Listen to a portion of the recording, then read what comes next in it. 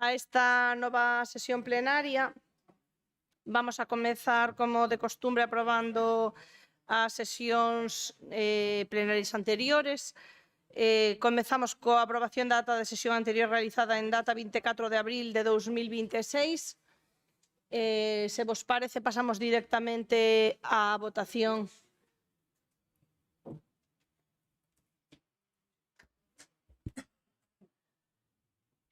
Votos en contra, abstencións e votos a favor. Votamos agora no segundo punto da orde do día, aprobación da ata da sesión anterior realizada en data 29 de maio de 2026. Votos en contra, abstencións e votos a favor. Ben, agora vamos a facer un pequeno cambio na orde preestablecida do día.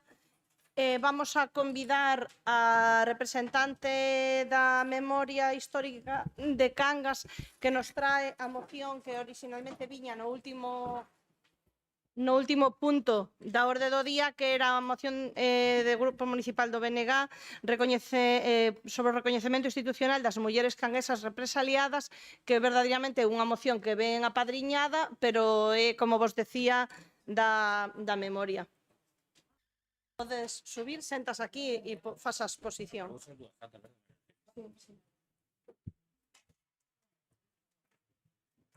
sabía desde onde tiña que facela. Perdón, claro. Boa tarde. Moitas gracias, señora alcaldesa. Vou presentar a proposta de recoñecemento institucional das mulleres canguesas represaliadas tras o golpe de Estado do 18 de xullo de 1936 e posterior ditadura. Esta proposta foi presentada a todos os grupos políticos, non conseguín falar cas persoas representantes de cada grupo, pero sí que falei con persoas de cada un dos grupos e se entregou o texto que agora vou argumentar. Recollendo o sentir do movemento memorialístico democrático, considero imprescindible darlle visibilidade ás mulleres represaliadas e aldraxadas de Cangas e reparar a súa memoria cun recoñecemento institucional. Esta cuestión non é nova, porque hai antecedentes. O Pleno da Corporación Municipal de Cangas, de 29 de abril de 2016, acordou por unanimidade homenaxear públicamente as persoas vítimas da represión franquista no noso concello. Como consecuencia do devandito acordo, do 16 de outubro do mesmo ano, o Concello de Cangas, xunto coa Asociación 28 de agosto, organizou unha homenaxe ás familias represaliadas polo franquismo en Cangas. Verdade, xustiza e reparación. Os motivos son de dous tipos, poderíamos decir. Uns teñen que ver ca legalidade, ca Lei 2022 de 19 de outubro de Memoria Democrática, e os outros, pois, teñen que ver con un recoñecemento que para unha democracia considero que é elemental. A lei a que acabo de facer referencia establece que a memoria das vítimas do golpe de Estado, a Guerra de España, a ditadura franquista e o seu recoñecemento, reparación e dignificación representan un inescusable deber moral na vida política e é signo de calidade democrática. A historia non pode, eu engado, non debe construírse desde o esquecemento e o silenciamento de quen perderon a guerra. Non se trata, como algúns din, de reabrir feridas, porque para iso as feridas deberían estar curadas, deberían estar sás e non o están. Están abertas e trátase de curalas. O coñecemento do noso pasado recente contribúe a asentar a nosa convivencia sobre bases máis firmes, protexéndonos de repetir erros do pasado. A consolidación do noso ordenamento constitucional, hasta aquí comillas da lei, permítenos hoxe afrontar a verdade e a xustiza sobre o noso pasado. O esquecemento non é opción para unha democracia. O negacionismo, dun gadido meu, dese pasado constitúe ou ben un acto de ignorancia ou ben de manipulación da verdade. Verdade, xustiza e reparación é o que exixe e o que guía a actuación do movemento memorialístico democrático.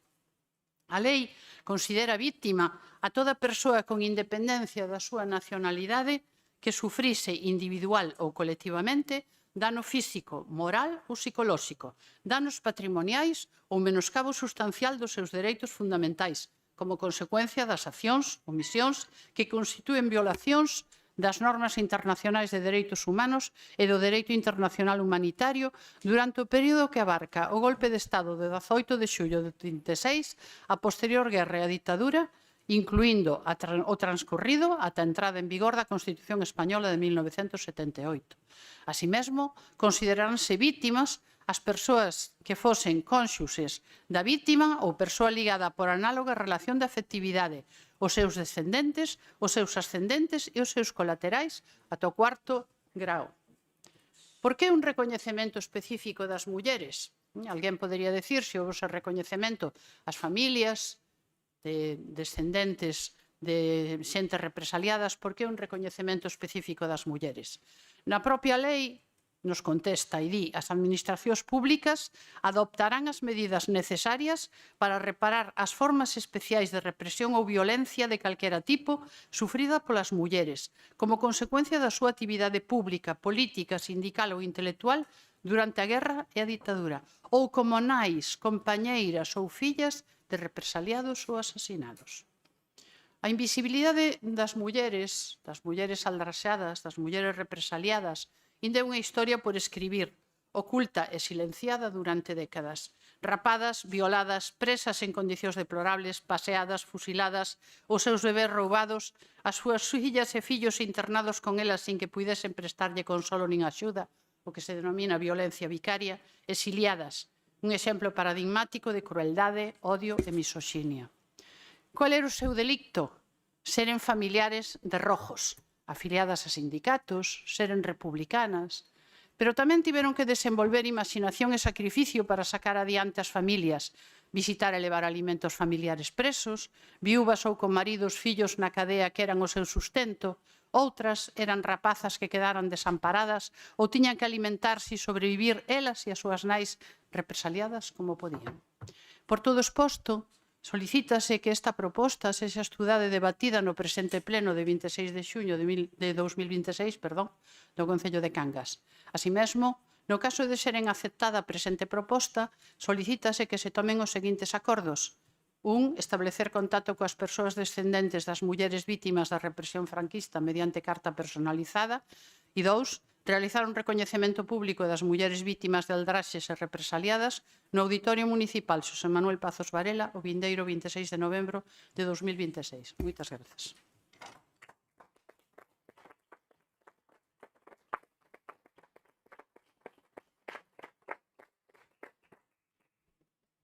Moi ben, pois agora continuamos coa orde do día habitual. Comezo, claro, coa orde do día me refiro para debatir. Vou a dar os turnos, eso me refería. Ben, entonces abrimos a primeira quenda de 5 minutos. Señora Prieto. Hola, boa tarde. Vamos a apoiar a moción como non podía ser de outra maneira. Moi ben, señora Martínez. Boas tardes a todos e a todas. Nós tamén, por parte do Grupo Socialista, imos apoiar a moción. Señor Iglesias. Que? Ai, perdón, Leo, sí.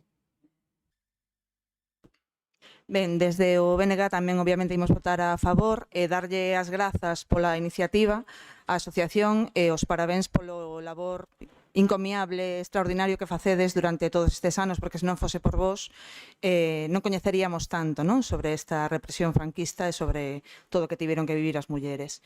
Quería aproveitar tamén estes 5 minutos para un pequeno apunte que ten que ver e non ten que ver. Desde aquí queríamos darlle tamén as grazas a Amalia Bóveda pola lección de dignidade que nos deu hoxe como filla de Alexandre, e entender tamén que ademais dun exercicio de dignidade que levaba loitando moitísimos anos, bueno, para mí non ten máis que a miña admiración. Neste turno non vou dicir nada máis. Grazas. Pecha o primeiro turno do Partido Popular. Boa tarde a todos e a todas. Ben, eu quero comenzar facendo un breve recordatorio para toda esa xente que está en Venezuela, fillos, nais, pais, irmáns, xente que está aquí, que ten ali a familia, que están vivindo momentos moi complexos, non? E vai a, dende logo, todo o apoio, que creo que é unánime, para todas as familias que están a sufrir. E unha vez dito isto, nos entendemos que é digno este recoñecemento, é de xustiza. É certo que todo o represariado sufre, pero a muller sufre doblemente, sobre todo nos anos dos que estamos a falar, que a situación da muller era moito máis débil. E a nosa educación social, todo o que levamos, nos fai ser responsables ata o último momento. Non digo que os homes non o foran das súas familias ascendentes e descendentes, pero a muller sofre con especial dureza calquer aldraxe, tanto na propia carne como na carne dos seus. E repito, non creo que os homes non o sufran, que creo que tamén. Pero é certo que nós temos unha sensibilidade un pouco especial e que, ademais, naqueles tempos as mulleres eran dobremente aldraxadas. Unha, pola condición de ser mulleres, e dúas, neste caso, pola condición de ser rojas ou republicanas. Entonces, dende logo, vai ao noso apoio. Entendemos os dous puntos da moción que se piden moi xustos e creemos que é de xustiza poñernos a traballar para buscar a todos os familiares e, dende logo, non hai mellor data que ese 26 de novembro para o recoñecemento. Grazas. Moi ben, vou a dar, se alguén quere, un segundo turno de palabra. Señora Prieto de Nega, señora Martínez, señora Hernanda, non? Loli, rematamos entón? Ben. Sen máis, pasamos entonces a votar a moción. Votos en contra, abstencións, votos a favor. Moi ben, queda aprobada entonces esta moción por unanimidade. Moi ben, parabéns.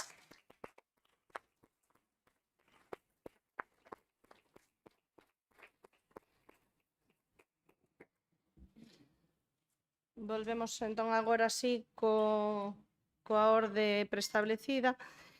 Pasaríamos o que era o punto terceiro da orde do día, que é a moción do Grupo Municipal do Partido Popular sobre o estado dos parques infantís de Cangas. Doulle paso ao propoñente. Sí, boas tardes a todos. Os parques infantís son uns espacios fundamentais para o desenvolvemento, a saúde, a socialización dos nenos, así como un punto de encontra para pais e familias. Son ustedes, o Goberno de Cangas, os que teñen a competencia e deber de garantir que esas instalacións estén en condicións óptimas de seguridade, hixiene, accesibilidade e conservación.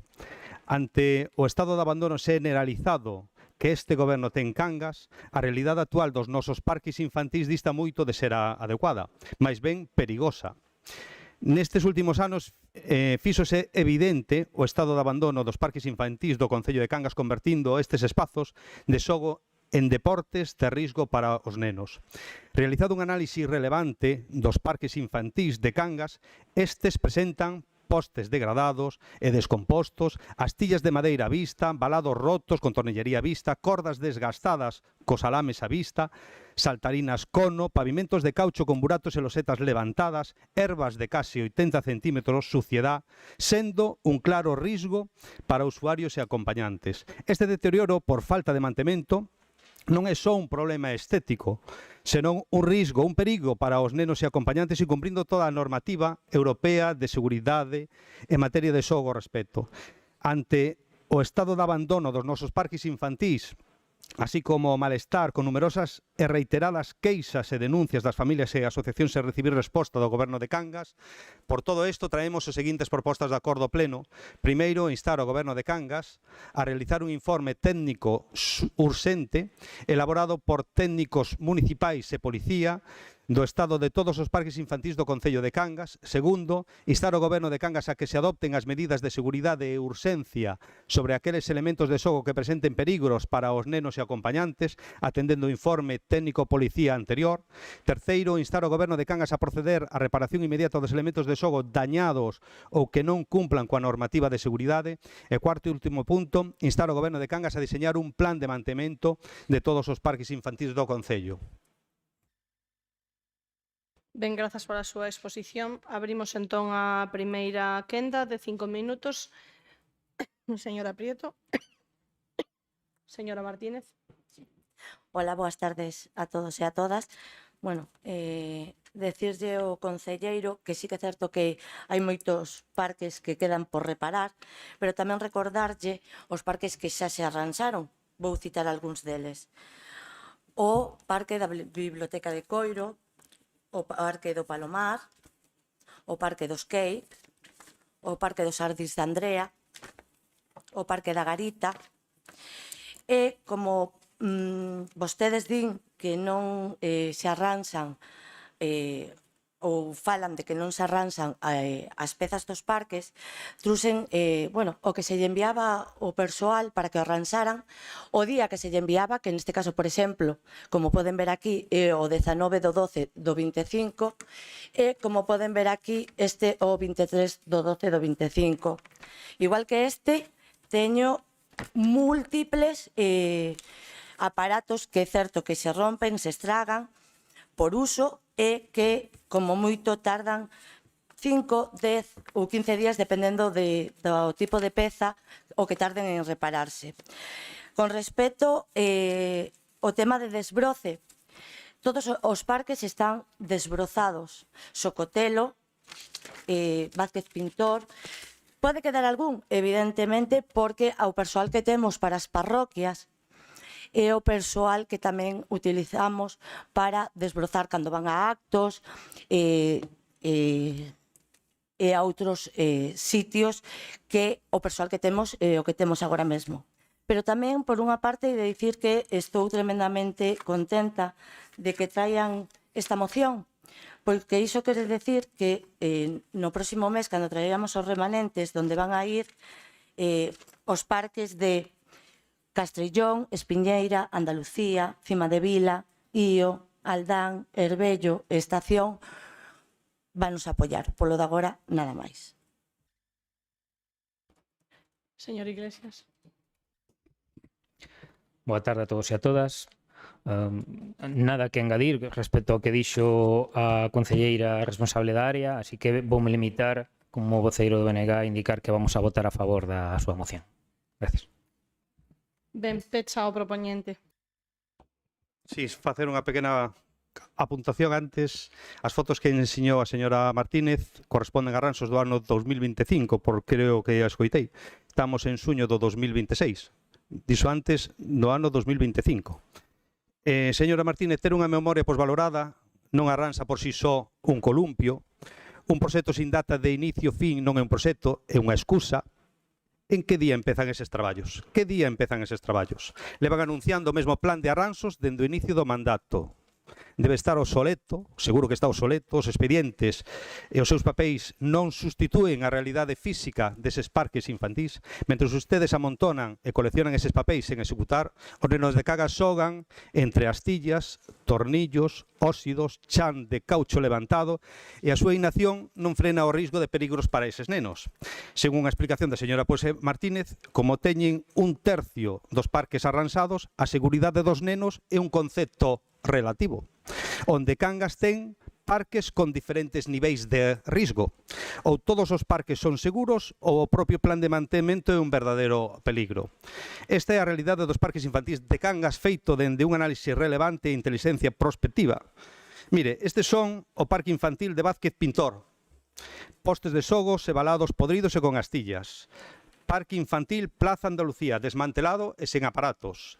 Parque infantil Cementerio de Cangas, balado, podrido, con astillas e tornillos á vista, rede de portería rota.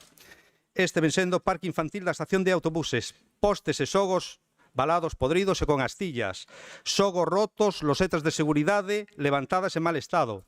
Este é o parque infantil da Choupana, campo de fútbol destrozado, parterías, valado, canastas, césped artificial levantado e falta de trozos. Este ven sendo o parque infantil do Señal, saltarinas cono, cordas con alames á vista, chan de caucho de seguridade con buratos e descomposto. Este é o parque infantil do Outeiro de Balea, pavimento de seguridade e elementos en mal estado e erva máis alta que os nenos. Este é o parque infantil do Piñeiro, maleza, valado en mal estado e con astillas. Este é o parque infantil de Cima de Vila, valado en mal estado e con astillas e tornillos á vista. Este é o parque infantil de Vilariño, maleza, valado en mal estado e con astillas. Este é o parque infantil de Aldán, xogos rotos con astillas, tornillería vista, non existe o valado e o chan de seguridade totalmente desfeito. Parque infantil de Herbello, unha selva. Parque infantil de Socotelo, postes dos xogos e valados podridos e con astillas. E o parque de Calistenia, para cando? Ben, abrimos entón a segunda quenda de 3 minutos. Señora Prieto, señora Martínez. Bueno, teño aquí tamén do 2026. Pero bueno, iso hubésese amañado moi facilmente se hubésemos pagado a débeda cando teñamos que pagala e poder ter feito. Despois la que nos reímos somos nosotros, non, Fran? E podíamos telos feitos, pero claro que hai perigos e claro que hai moitas cousas que solucionar porque levan moitísimos anos os parques en mantemento e hai que ir pouco a pouco, pero se van a arranxar, claro que se van a arranxar, e como vostedes van a aprobar e vamos a aprobar todos por unanimidade os remanentes, vostedes mirarán. Moitas grazas. Señor Iglesias declina. Pecha entón o prepoñente.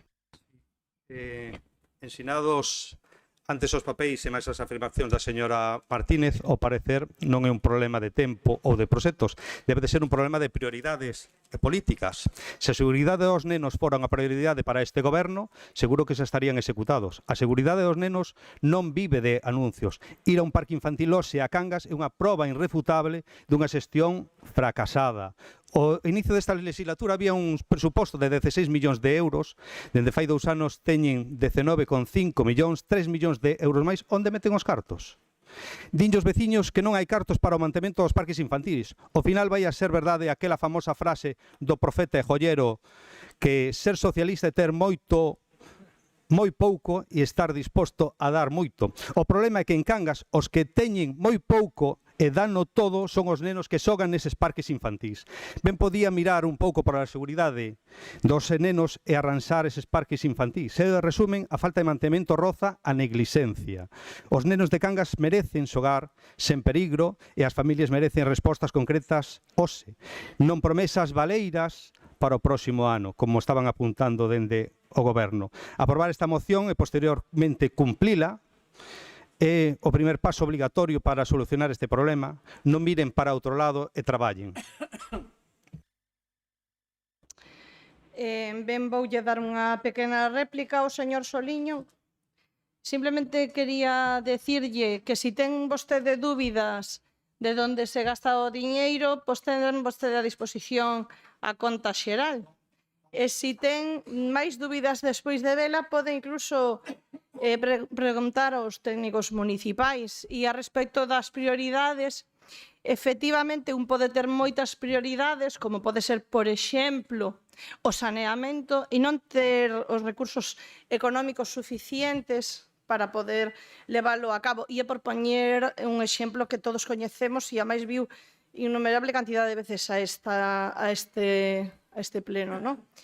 De maneira que ti priorices algo se logo non tes os fondos suficientes non significa nada. Sen máis, pasamos a votar a moción. Votos en contra, abstencións e votos a favor. Queda aprobada esta moción por unanimidade. E pasamos ao punto número 4 da orde do día, que é a moción do Grupo Municipal do Partido Popular sobre a reactivación do viviro de empresas de Cangas. Doulle paso ao propoñente. Non sei quen propón. Señor Sergio. Hola, boas tardes a todos. O viveiro de empresas de Cangas do Morrazo foi creado no ano 2013, gobernando o Partido Popular e co apoio da Zona Franca, co propósito declarado de impulsar o tecido empresarial local, facilitando a emprendedores e empresas de nova creación o acceso a 4 despachos de traballo a prezos simbólicos. O seu objetivo era claro e socialmente relevante: reducir as barreiras económicas que supón o elevado custo dos alugueiros comerciais no municipio, especialmente para quen inicia a súa andadura empresarial. As instalacións atópanse nas plantas superiores do antigo Cine Calvar, no eirado de Xinal, unha das ubicacións máis céntricas do municipio. O espazo foi concebido non só como un lugar de traballo, senón tamén como un ecosistema de apoio ao emprendemento, cun aula de formación destinada a albergar charlas, coloquios, obradoiros e actividades de asesoramento. Dende a súa creación, o viveiro experimentou a súa primeira transformación estrutural no 2016, cando se cometeu unha reforma orientada a redistribuir o espazo e instalar insonorización. O resultado foi a redución dos despachos dispoñibles de 4 a 2. Esta decisión, discutible en si mesmo, reduciu a metade da capacidade de acollida do recurso sen que se justificase públicamente a súa oportunidade ou necesidade. Malia iso, o viveiro mantivo certa actividade ata o estalido da pandemia do COVID-19 en 2020. Desde entón, e durante máis de 6 anos, ambos despachos permaneceron baleiros. Non houbo convocatoria de licitación, non houbo promoción, non houbo vontade institucional de volvelos a abrir para quen máis os necesita, as persoas novas e os emprendedores de Cangas que buscan unha oportunidade de construir o seu futuro laboral no municipio. O máis grave non é a inactividade en si mesma, senón a súa natureza. Non é consecuencia dun problema técnico, ni dunha reforma en curso, nin de falta de demanda. O recurso leva 6 anos pechado, sinceramente, porque non se sacou ao concurso a concesión destes 2 despachos. Unha decisión da inacción política que ten nome e recae sobre os responsables políticos da presente e anterior corporación. En paralelo, a aula de formación leva igualmente sen actividade desde que estalou a pandemia, sen que se articulase ningún programa de charlas, jornadas de orientación, obradoiros de competencias digitais, coloquios sectoriais ou actividades de networking que poidesen dinamizar o ecosistema empresarial de Cangas. Todo iso ocorre mentras o prezo do alugueiro de locais comerciais no municipio segue sendo un dos principais impedimentos para o inicio da actividade de novos negocios. E mentres, os emprendedores de Cangas se ven forzados a buscar oportunidades noutros municipios ou renunciar aos seus proxectos empresariais por falta de apoios reais. O viveiro de empresas de Cangas é un activo municipal pagado con fondos públicos. O seu mantemento ten un custo para as arcas do concello, independentemente de que estea ou non en funcionamento. Mantelo pechado durante 6 anos non só supón un despilfarro de recursos públicos, senón tamén unha renuncia activa a cumprir coas obrigas do concello en materia de desenvolvemento económico local e fomento do emprego. Cada ano de inactividade é unha empresa que non nace, un emprego que non se crea, un xove que non atopa no seu municipio as condicións para desenvolver o seu potencial. A responsabilidade que goberna é dar resposta a estas necesidades, cos recursos dispoñibles, non deixalos morrer por desidia ou falta de prioridade política. Os emprendedores necesitan un viveiro de empresas de calidade, activo, colaborativo e social, que permita acceder a oportunidades reais para crecer e desenvolver tecido empresarial de calidade, que ser emprego no curto, medio e longo prazo. Por todos estes motivos, o Grupo Municipal do Partido Popular somete a consideración do Pleno a adopción dos seguintes acordos. Primeiro, instar ao Goberno local a que licite os 2 despachos nun prazo máximo de 3 meses, con criterios de selección, servicios garantidos e difusión activa. Segundo, instar ao Goberno local a creación dun programa semestral de actividades na aula, charlas, obradoiros, coloquios sectoriais, networking, orientación laboral. E terceiro, instar o Goberno local a elaborar e executar un plan de mellora das instalacións, accesibilidade, tecnoloxía, posible recuperación dos despachos perdidos na reforma do 2016. Polo de agora, nada máis. Ben, abrimos entón a primeira quenda. Señora Prieto, quere intervir? Señora Martínez, non. Señora do Campo? Sí. Hola, boa tarde a todas e todos. Ben, en primeiro lugar, queremos dicir que compartimos o obxectivo de que o viveiro de empresas sexa un recurso útil para apoiar as persoas emprendedoras de Cangas. Agora ben, precisamente por esta importancia, creemos que o debate debe facerse con rigor e con datos veraces, e non sobre afirmacións que non se corresponden coa realidade. A exposición de motivos parte dun erro fundamental. O viveiro nunca ofreceu 4 despachos para emprendedores. Desde a súa creación, que non foi no 2013, como di vostede, senón no 2007, gobernando José Enrique Sotelo, destináronse 3 oficinas a proxectos empresariais e unha á Axencia de Desenvolvemento Local, precisamente para prestar asesoramento e acompañamento ás persoas usuarias. Entón, non se reduciu a metade a capacidade como vostede di. A reforma de 2016 non foi caprichosa, non respondeu a unha decisión arbitraria nin política. Foi unha actuación necesaria para corrixir deficiencias detectadas no funcionamento do viveiro, especialmente en materia de ventilación, acondicionamento e insonorización. O obxectivo era mellorar a calidade do espazo e as condicións de traballo das persoas usuarias, non reducir a súa capacidade. En relación coa ocupación actual das oficinas, tamén é importante contextualizar os feitos. Un dos despachos quedou vacante na convocatoria de adxudicación de 2018 e ante a existencia de necesidades municipais desde o ano 2019 destinouse provisionalmente a servizos do Concello. Non estamos, polo tanto, ante unha decisión de pechar o viveiro ou de impedir o acceso a novas empresas, senón ante unha utilización racional dun espazo que quedara libre. Entón, o problema non é a falta de espazo.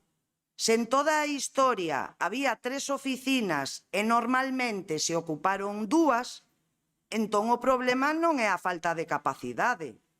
Non pode decir que faltan espazos para emprender. A presenza da Axencia de Desenvolvemento Local no viveiro non foi unha redución de recursos, senón que foi un mecanismo de apoio directo ás persoas emprendedoras mediante asesoramento, acompañamento e orientación. É dicir, non se perdeu un despacho, gañouse un servizo. Ademais, a moción insta ao Goberno a licitar os despachos nun prazo de 3 meses como se non existise ningún traballo previo. Pois deixeme dicirlle que a realidade é que ese proceso xa está en marcha. Xa se elaborou un informe de necesidades, existe unha proposta de prego de prescricións técnicas e tamén un informe cos criterios de adxudicación. O expediente está en tramitación e será licitado cando estea completamente preparado. Nós preferimos facer as cousas con rigor administrativo antes de anunciar prazos sen ter rematado o procedemento. Nos propios pregos que se están elaborando xa se contempla expresamente a posibilidade de liberar un ou mesmo os 2 despachos que actualmente teñen un uso administrativo para incorporalos novamente á oferta destinada ás empresas. É dicir, unha das principais reivindicacións desta moción xa está prevista no traballo que se está desenvolvendo dende os servizos municipais. E outro aspecto que chama a atención é que a moción fala reiteradamente dunha aula de formación que leva anos en actividade. Pois esa aula simplemente non existe. O Viveiro conta cunha pequena sala de xuntas cunha capacidade moi reducida, que non reúne condicións para desenvolver cursos ou actividades formativas como as que aquí se mencionan. Ollo, isto non significa que o Concello deixase de apoiar a formación. Durante anos organizáronse accións de dinamización empresarial utilizando outras instalacións municipais. O problema é que coa evolución das necesidades do mercado laboral e do emprendemento, a demanda destas actividades foi diminuindo, ata o punto de que cursos sobre cooperativismo ou certificados profesionais relacionados co autoemprego tiveron que ser suspendidos por falta de alumnado. Por iso, desde a Axencia de Desenvolvemento Local, optouse por un modelo máis útil e eficaz, ofrecer asesoramento individualizado Señora ás concelleira, persoas emprendedoras. ten que ir rematando este turno, ten logo outros 3 minutos para continuar. Información e acceso ás numerosas accións gratuitas organizadas por outras administracións e entidades especializadas. Deixámoslo aquí, logo continúas, que tedes outros 3 minutos. Remata entón o propoñente, sí. Lucía, ao final é moi bonito vir aquí e contarnos a situación, pero a realidade é que os dous despachos están baleiros. Dende o Partido Popular, hai 3 meses, levantamos a situación do viveiro de empresas e foi cando realmente, dende o goberno, empezouse a mover o que é a licitación destes dous despachos. Entonces, se nós non dixésemos nada, isto seguiría inactivo, seguiría sendo un patrimonio que ten o Concello de Cangas sen darlle servicio nin utilidade para o que realmente é. Vale? A realidade é esta. Logo, podemos entrar a debatir se foi no 2007, no 2013, se había 4, se había 3. A realidade é que hoxe hai dous despachos dende o 2019-20 que están baleiros. E non houve ningunha implicación dende o goberno para que estes dous despachos saian a licitación e a xente de Cangas poda ter esa oportunidade de emprender como están emprendendo noutros lugares, co apoio de Zona Franca, vale? Porque cando ven Zona Franca aquí, ven a vender ilusións e non ven a facer ningún proxecto. O señor Regades viu aquí a falar dun aparcamento. No 2019 viu a falar de impulsar a Zona Franca facendo viveiros de empresa e facendo un polígono industrial. Entonces, ao final, son cousas que aquí a realidade hai dous despachos, sacar a licitación, facer publicidade, e seguro que hai moito empresario que o que quere é empezar con costes reducidos e poder empezar unha actividade que verá ben e nos verá ben a Cangas tamén. Por a miña parte, nada máis. Abrimos entón agora a segunda quenda. Turno para a señora Prieto, señora Martínez, señora do Campo.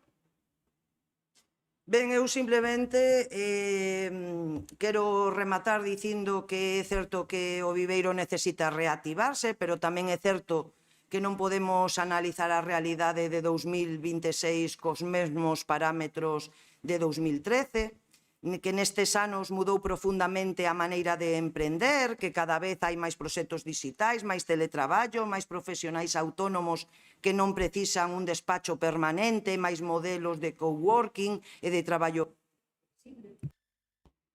flexible. Entón, isto obríganos a adaptar os recursos públicos ás necesidades actuais e non simplemente a reproducir o modelo de hai 15 anos. Pero é que a propia experiencia da Axencia de Desenvolvemento Local demostra que as necesidades cambiaron. Hai anos organizábanse cursos presenciais que mesmo tiveron que suspenderse por falta de inscripción. Isto non significa que non exista emprendemento, claramente. Significa que as persoas emprendedoras demandan outro tipo de apoio que si lle ofrecemos, máis personalizado, máis flexible, adaptado ás necesidades concretas. E remato aquí. Ben, pois entón pecha o propoñente. Bueno, como a pena que un debate a dous, Lucía, ao final tampouco a mí dame pena, porque eu penso que dentro de que haxa mudado a forma de traballar da xente, creo que vivides de espaldas o que é o comercio, porque ao final un punto de encontro, un coworking, os viveiros de empresa onde preguntedes están todos cheos de xente, porque buscan precios económicos, buscan facilidades, buscan que haya unhas sinerxias dentro desas empresas ou dentro deses colectivos e dentro desa xente que se apoian uns a outros. Entonces, aquí estamos privando a xente que queira emprender no noso pobo, estamos privando que teñan esas oportunidades. E logo, é moi fácil. Un viveiro de empresas, unha oficina, pode ter un coste, se nos vamos ao de Nigrán, para xente que empeza sobre 70 euros, e aquí estamos falando que alquilar unha oficina ou un entresuelo, ou como queramos chamarlle, mínimo de 300 para arriba. Entonces, son cousas que hai que valorar e tedes que pensar. Por iso, eu penso que a urxencia que debe ter isto é darlle unha boa publicidade para que a xente sepa que hai estas dúas oportunidades, a pena que non haxa máis, que só sean dúas, pero polo menos que se saque adiante e que se faga esta licitación e que haya dous emprendedores que teñan a oportunidade de poder coller esta actividade. É a única petición que vos fago aquí, vale? Que é o que poñemos aquí, darlle a rapidez ou a presa que querades. Nada máis. Moi ben, gracias, señor Iglesias, pola súa exposición. Pasamos, sen máis, a votar esta moción. Votos en contra, abstencións e votos a favor. Pois queda aprobada esta moción por unanimidade. Dou paso ao punto quinto da orde do día, que é a moción do Grupo Municipal do BNG sobre a rede de transporte público, que expón a señora Abal. Boa tarde a todas e todos. Hoxe traemos a este pleno unha moción sobre un asunto que afecta diariamente a vida de milleiros de persoas do Morrazo, como é o transporte público. Falamos dun servizo esencial para garantir a igualdade de oportunidades e o dereito á mobilidade. Un servizo que debería permitir desplazarse para ir a traballar, estudar, acudir a unha consulta médica, facer xestións ou simplemente participar da vida social sen depender obrigatoriamente do coche. Por desgracia, a realidade é moi distinta. Levamos anos vendo como o sistema de transporte público da nosa comarca sufre un deterioro constante. O modelo implantado pola Xunta do Partido Popular non responde ás necesidades reais da veciñanza e lonxe de apostar por un transporte público moderno e útil, foi consolidando un servizo insuficiente con poucas frecuencias, rutas pouco funcionais e unha planificación que deixa atrás boa parte do territorio. No Morrazo seguimos a contar cunha auténtica rede de transporte comarcal. Moverse entre Cangas, Moaña e Bueu ou entre distintas parroquias segue sendo complicado. En moitos casos hai que facer percorridos absurdos, pasar polos núcleos urbanos ou esperar horas por un autobús para percorrer distancias moi curtas. Isto non responde en ningún caso a unha necesidade dunha comarca que supera os 60.000 habitantes e que mantén unha intensa relación diaria entre os seus concellos. A situación agrávase aínda máis nas parroquias. Moitas delas continúan prácticamente illadas polo transporte público, con escasas expedicións, servizos baixos demanda ou directamente sen alternativas útiles. Isto penaliza especialmente as persoas maiores, a mocidade e a todas aquelas persoas que non dispoñen dun vehículo privado. Outro dos grandes problemas son as conexións exteriores. Cada día centos de persoas desprázanse a Vigo ou Pontevedra por motivos laborais, educativos ou sanitarios. Con todo, seguimos atopando conexións insuficientes, horarios pouco adaptados e viaxes excesivamente longas. Hai liñas directas que apenas teñen unha expedición ao día e outras que deixan franxas horarias de varias horas sen ningún servizo, dificultando enormemente a conciliación e o acceso ao emprego ou aos estudos. Esta realidade tamén afecta ao alumnado. O transporte escolar continúa presentando problemas de capacidade e de cumplimento de horarios, mentres que os estudantes universitarios de FP ou bacharelato non dispoñen dunha oferta de transporte adaptada ás súas necesidades reais. O acceso á educación non pode depender de ter coche ou de que unha familia poida facer diariamente os desprazamentos.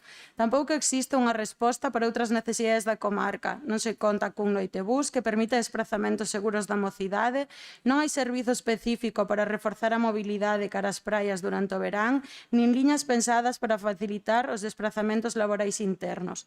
A todo isto hai que sumar o estado de moitas paradas de autobús. Aínda hoxe existen paradas sen sinalizar correctamente, sen marquesiñas, sen información actualizada e en moitos casos situadas en condicións que comprometen a seguridade das persoas. Non podemos esquecer, ademais, un elemento fundamental da mobilidade do Morrazo, o transporte de ría, un servizo estratéxico para conectar a comarca con Vigo, utilizado diariamente por centos de persoas, especialmente importante para estudantes e traballadores. Debe ser reforzado con máis frecuencias, tarifas máis accesibles e unha aposta decidida por avanzar cada un modelo de xestión pública que garanta a súa continuidade e mellora. O que pedimos hoxe á Xunta é que asuma a súa responsabilidade e deixe de tratar o transporte público como un servizo residual. Estamos a falar dun cambio de modelo, dun modelo que deixe de obrigar a cidadanía a depender do coche para calquera desprazamento e que aposte por un transporte público útil, eficiente, sostible e pensado para as persoas. Por todos estes motivos, proponse ao Pleno do Concello de Cangas adoptar os seguintes acordos. Instar a Xunta a crear unha rede de autobús comarcal real que garanta a plena conexión entre concellos, tendo como base a estación de autobuses de Cangas e que permita conectar os concellos entre sí, así como mellorar a mobilidade das parroquias e atender as súas particularidades. 2. Garantir un transporte escolar con suficiencia de prazas e co cumprimento escrupuloso dos horarios e itinerarios. 3. Facilitar un transporte público acorde ás necesidades do ensino público postoobligatorio que conleve desprazamentos entre concellos. 4. Recuperar o noitebús na comarca do Morrazo, facendo posible os desprazamentos nocturnos, seguros e accesibles.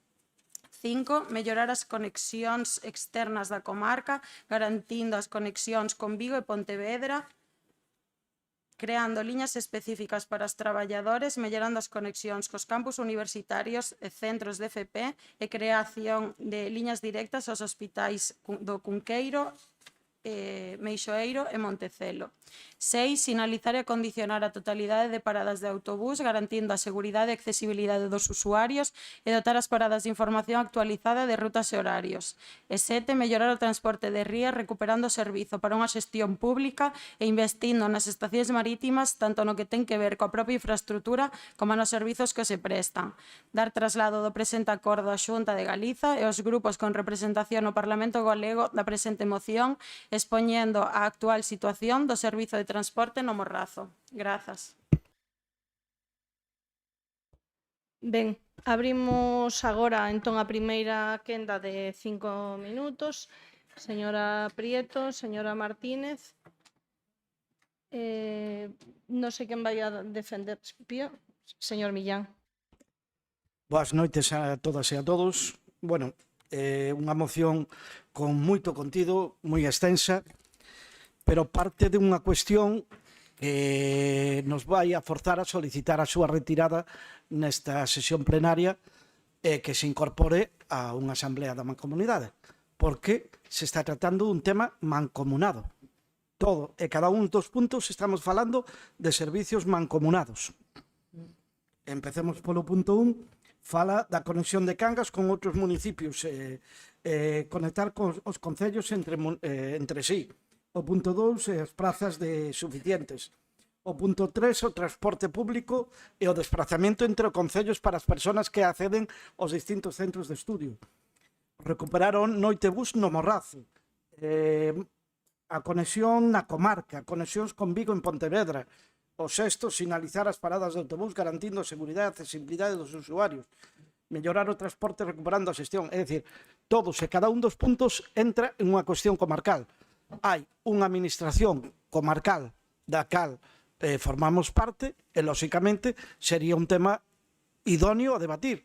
Estamos prácticamente de acordo en todas as cuestións, que é necesario dar un paso adiante e, sobre todo, é necesario comunicarnos entre os tres concellos. Pero, lóxicamente, creo que deben participar deste debate os membros das corporacións do Concello de Moaña e Concello de Bueu. Non sería lóxico que nós estemos votando aquí media hora falando dunha cuestión da que, en parte, nos estamos usurpando o dereito de debate de corporativos de outros municipios. Entonces, solicitaría que se retirara o punto. E para rematar, hai unha cuestión que si non podemos entrar nela, que nos gustaría, totalmente de acordo, o transporte marítimo, pero hai unha sentencia do Tribunal da Unión Europea donde establece que non pode ser un servicio prestado en competencia, polo que fora, polas decisións xudiciais que foran, xa se estableceu que o servicio de transporte de ría ten que ser un servicio en monopolio, desgraciadamente. Desgraciadamente está así polo tribunal. O gallá non fora así, permitémolo así. Entonces, solicitamos a retirada do punto, senón teremos que votar en contra do mesmo, porque non llevemos lógica, nin eu me vexo capacitado a usurpar o dereito de debate de corporativos de Cangas, de Moaña e de Bueu. Nada máis. Dolle paso ao propoñente. O que está aquí claro é que as corporacións municipais, os membros das corporacións municipais do Partido Popular de Moaña e Bueu non se comunican con vostedes, porque esta moción xa foi debatida nos plenos municipais de Moaña e de Bueu e o Partido Popular aceptouno, debatiu e mesmo votou a favor. Entón é algo que non consigo entender. Por outro lado, esta competencia non é unha competencia da mancomunidade, é unha competencia da Xunta, entón non debe ser debatida aí, non ten nada que ver a mancomunidade de Concellos do Morrazo co un problema que hai no transporte no Morrazo. E si as corporacións municipais ou polo menos o BNG presentou esta moción nos tres concellos porque está claro que temos un proxecto para a comarca, temos claro un proxecto tamén para o país en materia de transporte, sabemos que modelo queremos en todos os ámbitos. Non vou a entrar, a verdade, debater sobre o tema do transporte de ría, xa foi debatido no Parlamento galego coa deputada que ten vostede aí ao lado, que onde ademais iso sí que lles compete. Por lo de agora nada máis, grazas. Abrimos entón a segunda quenda, señora Prieto, señora Martínez, señor Millán. Sigo insistindo, terán un proxecto de comarca, pero desgraciadamente en moitas ocasións están poñendo peligro a comarca con algunhas das actuacións e das decisións que toma o BNG. En segundo lugar, eu non teño que estar en contacto co que fan as corporacións locais de Cangas e Moaña. Teño que estar en contacto con que se me ven unha proposta que é comarcal, que se fale no feudo adecuado. Ese feudo adecuado é a Asamblea da Mancomunidade. Na Asamblea da Comunidade falouse de turismo, falouse de deportes. Non se pode falar de transporte. Cal é o motivo? Ten competencia de turismo? Ten competencia de deportes? E hasta se deron partidas orzamentarias para esas dúas materias, tanto en turismo como en deportes. Por que non se pode falar de transporte? Cal é o motivo? Lóxicamente, estamos falando que o 90% das competencias son materia da Xunta de Galicia, pero lóxicamente se tería moita máis forza esta demanda a través da Mancomunidade do Morrazo. E volvo a insistir, consulte a sentencia onde establece que non pode ser un servicio en libre competencia o transporte de ría e non é cuestión da Xunta nin de Madrid, é unha cuestión de Estrasburgo, non de Bruselas, de Estrasburgo, do Tribunal da Unión Europea. E volvo a repetir, se non a retiran teremos que votar en contra porque non nos parece o feudo adecuado votar esta moción. Pecha propoñente. foi no último pleno ou no anterior, agora mesmo non estou moi segura, quen foi vostede mesmo quen sacou o tema do transporte que non fose de temporada estival para debate. Dixémoslle que non, que estábamos nese momento debatindo un reforzo para o verán. Agora non quere falar do tema, quere falar doutras cousas. Non o chego a entender. Quería ademais lembrar que en perigo e ademais literal a comarca están poñendo a vostedes facendo o que fan coa sanidade pública. Menos mal que o Partido Popular de Moaña xa vai entendendo un pouco como funcionan as cousas. Non entendo, sinceramente, cal é o motivo de non poder falar aquí algo que está relacionado co Concello de Cangas e que realmente preocupa a veciñanza de Cangas. Eu sí que non consigo entendelo. E por outra banda, non se preocupe que será tratado isto coa mancomunidade para que así se dé o debate onde considere como moitos outros debates que deben abrirse nesa entidade supramunicipal. Niso sí que estamos de acordo, nada máis. Unha mágoa, a verdade, que non poideran debatir como no resto de concellos, pero bueno, é o que hai. Grazas. Ben, grazas pola súa exposición. Simplemente vou a recordar unha vez máis que a competencia sobre transporte é da Xunta de Galicia. Que o Grupo Municipal do Partido Popular veña aquí a pedir que nós, como veciños e veciñas, poñamos máis cartos en transporte, pois non me parece que sexa dar prioridade aos intereses dos veciñas e veciñas de Cangas, senón estar defendendo a Xunta. Home, porque está dicindo, dean o debate na mancomunidade, xa se deu nas outras corporacións, non sei que sentido ten dar o debate está dado. Quer dicir, hai unhas necesidades, a competencia da Xunta de Galicia afronten as súas competencias. É bastante sinxelo. Aquí non se está usurpando nada. En esta corporación se teñen dado moitos debates de asuntos mancomunados. Moitos debates. Non hai nada que impida dar o debate. Absolutamente nada. E se lle pode mandar incluso unha vontade á mancomunidade de trasladar o debate tamén ali. Pero eso non quita que a competencia sobre transporte, repito, é da Xunta de Galicia. Entón hai que exixirlle o que tenga competencia que poña os recursos e mellores servizos. Nada máis. Era todo o que tiña que decir. Vamos entonces a pasar a votación. Votos en contra, abstencións e votos a favor. Ben, neste momento quédame excusar a ausencia da concelleira Vitoria Portas, que tuvo un problema persoal, non pudo vir a este pleno, polo tanto procedemos á retirada da súa moción por non poder estar ela presente para facer a súa debida defensa. Pechamos entón o punto 7º da orde do día, que é a moción do Grupo Municipal do Partido Popular sobre a accesibilidade para persoas con mobilidade reducida. Doulle paso ao propoñente, señor Francisco. Moi boas tardes a todos. Vou a ler a exposición de motivos. Desafortunadamente, Cangas non é unha vila nin amable nin respetuosa coas necesidades das persoas con mobilidade reducida, especialmente con aquelas que precisan usar cadeiras de rodas para o seu desplazamento.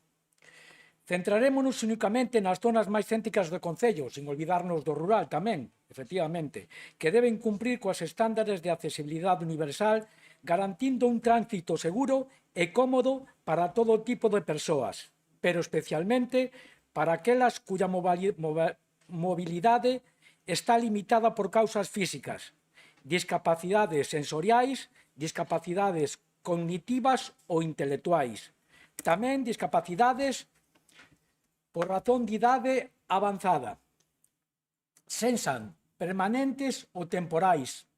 En Cangas podemos afirmar que non se cumpre ningunha destas condicións, nin é cómodo nin moito menos seguro desplazarse pola vila con ningún tipo de vehículo utilizado para promover a autonomía personal. Non hai un só recuncho en toda a vila libre deste preocupante problema. Un paseo relaxado ou a realización dunha simple tarefa diaria en cadeira de rodas supón todo un desafío. Un reto máis frecuente para os residentes, pero tamén común para os visitantes con necesidades especiais. As beirarrúas desta vila supoñen un gran incógnita de paso para as persoas con dificultades de mobilidade. O tránsito normal por elas adoita ser moi complicado, con baldosas rotas, afundidas ou elevadas, beirarrúas estreitas ou obstáculos como postes, sinais e papeleiras. Algúnas beirarrúas rematan abruptamente, sin ramplas, mentres que outras inclínanse dun xeito bastante exagerado cara aos garaxes. Todo isto obriga inevitablemente a estas persoas a ter que usar as rúas e estradas, lugares completamente inadecuados para o seu uso en cadeira de rodas. Estas zonas son demasiado perigosas, un alto risco de ser atropelado por algún coche ou de ser obxecto de insulto e groserías por parte de condutores enfadados. Son riscos que se ven obrigados a correr con demasiada frecuencia, pero que teñen que aceptar para seguir vivindo as súas vidas con normalidade aceptable. Que paradóxico, non? Ter que arriesgar a túa vida para poder vivila e poder realizar algunha tarefa e disfrutar paseando. Falar desta desafortunada realidade coa que convive a diario levámonos a falar inevitablemente do pésimo estado das rúas e estradas do noso concello, cheas de fochancas e desperfectos, que sin dúbida supoñen un reto para os coches, imagínense para unha cadeira de rodas. Os pasos de peón son outro perigo real. O ideal sería que estivesen relativamente nivelados, elevando a calzada, pero baixan abruptamente cara ás estradas, chea de pequenos desniveis, imperceptibles apenas para un peón a pé. Nada lles permite gozar dun paseo sin preocupacións ou cruzar a rúa sen prestar demasiada atención a estas superficies irregulares. Ou corren o risco de sufrir un accidente non desexado. Mesmo as zonas recentemente renovadas, zonas humanizadas, ou iso afirman aqueles en problemas de mobilidade, espazos que non son inmunes a este problema. As ramplas de acceso deben estar ao mesmo nivel que a estrada, cunha altura mínima apenas perceptible para que alguén camiñando non supoña unha dificultade importante, xa que non todas as cadeiras de rodas son motorizadas. As prazas de aparcamento reservadas para persoas con mobilidade reducida son outra toda problemática, non só porque non se inspeccionen regularmente para ver quen as usa, senón tampouco porque algunhas carecen do permiso necesario, senón porque a persoa autorizada está presente e o espacio non o usa toda a familia, que non o use toda a familia. Estes espacios adotan a ser utilizados por calquera vehículo, coa excusa de que só por un momento. Con demasiada frecuencia, esta situación en lugares inadecuados con acceso difícil, ás veces obstruídos por mobiliario urbano. De novo, atopamos papeleiras, sinais, bancos, árbores, postes de luz, ramplas de acceso bloqueadas, por non falar das motocicletas aparcadas xusto ao lado dos vehículos de persoas con mobilidade reducida. As prazas de estacionamento para persoas con problemas de mobilidade deben estar libres de obstáculos, independientemente da porta do vehículo que abra. Por todo condutor, portas, pasaxeiros e tamén o portón de equipaxes. Estas persoas enfróntanse a moitas dificultades. Non esquezamos, son cidadáns tamén. Hai que facilitarlle a vida, non facela un inferno. Hai varias propostas sinxelas para paliar moitos dos terribles desafíos que estas persoas atopan na súa vida. Necesidades que precisan as que, por desgracia, ningún de nós, as nosas familias ou amigos, somos inmunes. Un accidente, unha enfermidade ou simplemente un paso de tempo achéganos inevitablemente a esta situación. Non nos quedemos só en promesas baleiras, xestos hipócritas. Hai uns días podíamos ler na prensa que o Concello non vai tomar ninguna medida na zona entre Méndez Núñez e o Eirado do Sinal e non vai levar a cabo ningunha remodelación da zona que implique engadir máis mobiliario urbano que obstaculice o acceso de cadeiras de rodas. Que noticia tan grandilocuente! Se o aplicasen a todo o municipio sería inconmensurable. Polo tanto, a proposta de acordo no Pleno de Cangas insta o Goberno de Cangas a que revise e tome medidas con prontitude nas rúas, beirarrúas, paso de peóns, prazas de estacionamento reservadas e outras zonas utilizadas por usuarios de cadeiras de rodas para garantir a súa accesibilidade e evitar que precisen asistencia para todo.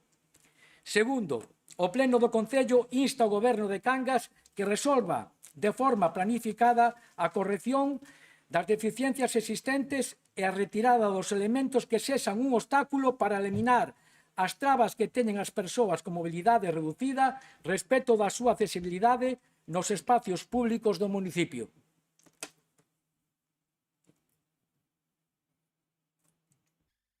Ben, abrimos entón a primeira quenda de 5 minutos. Señora Prieto. Señora Martínez. Bueno, boas tardes a todos e a todas.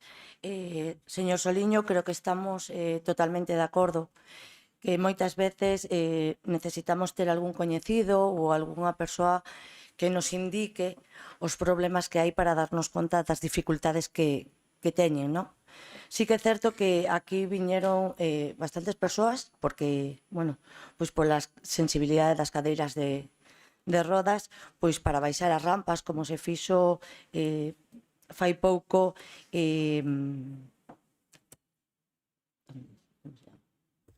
na calle Atranco, que unha persoa en silla de rodas pois sí que nos pedía que rebaixásemos a acera, incluso, bueno, hai persoas que nos iban dicindo diferentes tipos de aceras que estaban en mal estado e que para eles sí que lle afectaba 1 centímetro ou 1 milímetro, ou persoas, por exemplo, como hai a rampa que se fixo na parte de arriba da Avenida Marín por unha persoa de ela que para ela era moi complicado porque, inda que era 1 milímetro, pois ese milímetro sí que é certo pois que lle afectaba pois a hora de ter mobilidade, non? Entón sí que estamos de acordo, sí que é certo que por parte dos traballadores do Concello estánse arranxando na medida do posible todas os buratos que hai, están traballando neste momento no casco antigo, sí que é certo que hai moitas cousas pois que arranxar, sí que é certo que tamén lle estamos dando prioridade as zonas de aparcamento de minusválidos porque entendemos que eles teñen a máxima prioridade. Tamén decir que, bueno, é un traballo que vai levar moito tempo pois porque antiguamente, pois, desgraciadamente ou sin darse conta non nos parábamos a pensar nestas persoas. Sí que é certo que agora, tanto no proxecto da Avenida de Bueu como na contorna do centro de saúde, sí que se pensou e se está a cumplir coa normativa. Tamén decir que, por exemplo, en Gruncheiras tamén se vai actuar pois por problemas con persoas con discapacidade para que poidan ter o máximo acceso posible sin ter que depender de outra persoa. Polo de agora, nada máis. Señor Iglesias. Ben, comenzarei dicindo que falta moitísimo por facer neste eido, froito sobre todo de que o urbanismo non se pensaba con estas persoas antiguamente e estas cuestións son moi recentes, por lo tanto, todo o que hai que arranxar ou volver accesible é dunha magnitude inmensa e hai que esperar bastante tempo no sentido de que conforme vayamos arranxando pouco a pouco, como me decía a concelleira de Obras, hai que ir facendo pequenos traballos e non se pode acometer todo simultaneamente. O Concello de Cangas está facendo xa o que piden na moción no punto 2 de resolver de forma planificada e de corrección das deficiencias existentes, ata o punto de que nesa planificación que solicita vostede nese punto 2 inclúense actuacións tan importantes como a humanización do entorno do centro de saúde ou as beirarrúas que se contemplan no proxecto de Avenida de Bueu. É dicir, non é só as pequenas cousas, sino que os novos proxectos de gran calado xa teñen en conta ese tipo de cuestións e unha das razóns precisamente para acometer esas obras como as o entorno do centro de saúde ou as da Avenida de Bueu son precisamente as beirarrúas ou no caso do centro de saúde as beirarrúas máis o desnivel. Entón, todo iso estamos tendo en conta e existe unha planificación nese sentido. Por certo, o proxecto do centro de saúde ten que vir a pleno a aprobarse. Agardo que desde as bancadas da oposición teñan en conta a inmensa necesidade que existe para a accesibilidade nese entorno do centro de saúde e voten en consecuencia afirmativamente cando traíamos o proxecto. Por outra parte, decir que o que tal vez votamos de menos é que os pasos de peóns, como vostede mismo decía, sobre todo na Avenida de Ourense, na Avenida de Bueu, na Avenida de Vigo ou no centro, sexan elevados, porque efectivamente en algún caso cando pasas da beirarrúa aos pasos de peóns que están na estrada, o desnivel é considerable, e non só o desnivel, pode haber incluso algunha separación entre o paso de peóns e a beirarrúa que supoña un obstáculo aínda maior. Por suposto, nos pediremos á Administración competente nesas estradas que a Xunta, por certo, que acompañe os esforzos inversores do Concello que expliquei antes e que faga estas pequenas actuacións. Non son grandes esforzos inversores no tema dos pasos de peóns e agardo que respondan afirmativamente. Igual que se lles solicitou insistentemente no seu momento os traballos de adecentamento do firme na zona das súas estradas, sobre todo na Avenida de Vigo, pois pediráselle tamén que eleven os pasos de peóns, tanto por unha cuestión de accesibilidade, que é o que estamos comentando aquí agora, como por unha cuestión de seguridade, dada a velocidade que collen algúns vehículos nesas estradas con certa frecuencia. Ben, creo que con iso queda evidenciado que a parte do Concello lentamente, hai que recoñecelo, moi lentamente, porque hai moito que facer, vaise facendo. Agardamos que a outra administración competente tamén responda as nosas propostas. Gracias. Ben, pecha entón o propoñente. Moi boas tardes outra vez. Efectivamente, creo que estamos todos de acordo en que nos facemos maiores. E a realidade é esa. A veces non pensamos, ou fai moitos anos non se pensaba por neste problema, non? O cal, desde fai anos, por suerte, se está a facer. É certo que hai que facelo pouco a pouco, non queda máis remedio. Pero eu creo que Cangas podería, en ese sentido, facer algo máis. Sobre todo, o que decía vostede, Antón, a Diputación, como a Xunta de Galicia, tamén participan nestes. Entonces, o problema, o raro, é que, de alguna maneira, nos desearíamos que eses proxectos que dice que los remanentes que pedimos y fuera aquello que se habían intentado, perdón, sería bueno decirle que pedimos acceso a esos proyectos que dice y no tuvimos respuesta. Tamén pedimos documentación e demais e non recibimos resposta. En todo caso, eu creo que hai unha falta generalizada de arranxos que se poden facer en Cangas e sin tampouco moito que gastar. Eu non sou moito de andar en Facebook ni redes sociales, a verdad que non é unha cousa que me chame.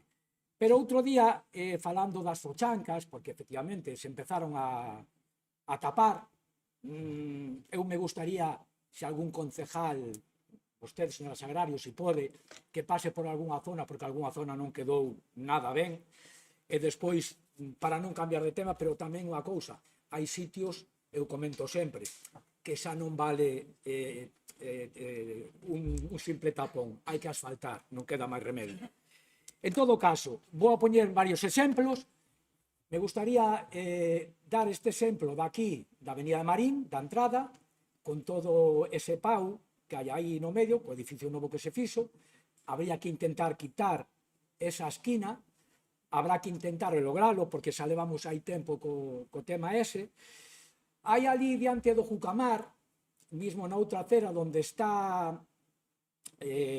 o quiosco, hai un parking de minusválidos que a porta do condutor dá mesmo a unha jardinera que antes había un árbol e ora xa non o ten. Quere dicir, o condutor que vaise por aí desemboca mismo na fochanca que hai en unha jardinera. Entonces, que intenten polo menos tapala. Destas cousas hai moitas. Hai farolas, hai postes, hai señales. Entonces, nós o que queremos que de alguna maneira, como non, e con medios, e se hai que chorar a Diputación ou a Xunta, hai que ir a chorar, non queda máis remedio. Pero polo menos que se arranxen moitas das cousas dos problemas de toda esta xente, que creo, no cal estamos todos de acordo. En todo caso, despois acabarei no meu turno.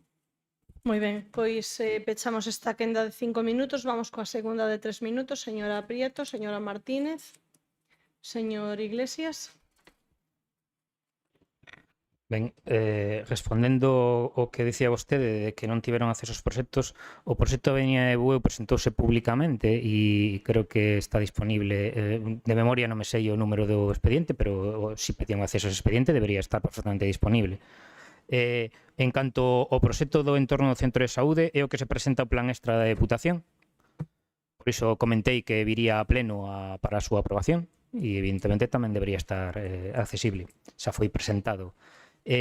O outro caso do que falaba vostede máis pormenorizadamente, que é o da entrada da Avenida de Marín, o da esquina de aí do edificio de Velázquez, decir que o que queda aí é o cadro de control dos semáforos que vai eliminarse si todo vai ben o mes que ven, xa que se adxudica o contrato para a actuación na rede semafórica do centro, que inclúe a eliminación dese control, dese punto de control dos semáforos.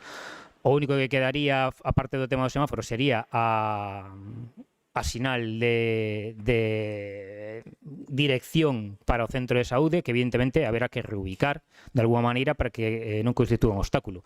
Quero dicir con isto que ese obstáculo que vostede fala é outro dos que no Concello estamos traballando para ir eliminando pouco a pouco. Non só iso, a eliminación dese obstáculo na entrada da Avenida de Marín, como vai dentro da modificación, da modernización da rede semafórica do centro, esperemos que tamén supoña un maior beneficio, aparte de eliminar obstáculos, como é a mellora dos semáforos do centro. Vale? Gracias. Moi ben, ten o propoñente 3 minutos para rematar.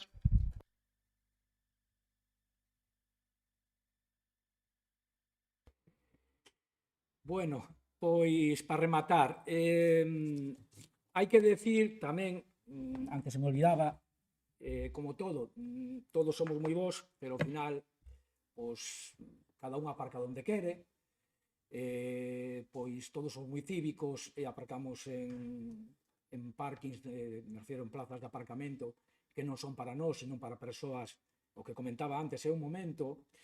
En todo caso, eu creo que debemos, de alguna maneira, esforzarnos e facer algo por este colectivo. Lle vou a recordar algo. Aquí fai un ano e pico vi unha nai e un fillo cego que pediron, por favor, se se podía arranxar ou poñer en funcionamento os semáforos para que eles puderan optar a oír e poder pasar tranquilos. Están vostedes dicindo que van a intentar, que vamos a facer, que vamos a facer. Eu creo que non se debe quedar en palabras rotas nin vacías. Eu creo que é algo que hai que tirar para diante, hai que facelo, non deciros votar a favor e que isto quede no olvido, porque seguramente eu, polo menos, me vou a fixar no que se vai facer con esta moción e se realmente pois se fan algunhas cousas das que vimos falando e que se necesitan. Eu creo que todos estamos de acordo en que todo que sea a favor deste colectivo e de nós mesmos, porque a veces falamos de persoas que teñen problemas, calquera de nós, o que comentaba antes, vamos para maiores, temos 50 e pico, 60, 70, e nunca sabes o que che pode pasar. Unha simple perna rota significa o non poder acceder a certos edificios, por poñer un exemplo claro. Encima de Vila, o centro cultural, hubo que cambiálo por accesibilidade, pois de xente que non podía ir a votar cando se votaba ali, hubo que cambiálo para auditorio. Esas referencias, esas cousas, pois hai que facelas, hai que adaptarse. En todo caso, volvo a repetir, creo que todos estamos concienciados e creo que non debemos, como olvidamos de fai un ano, o tema do rapaz que viu aquí a pedir por favor, que tamén é unha cousa que non entendo por que non se ponen en funcionamento.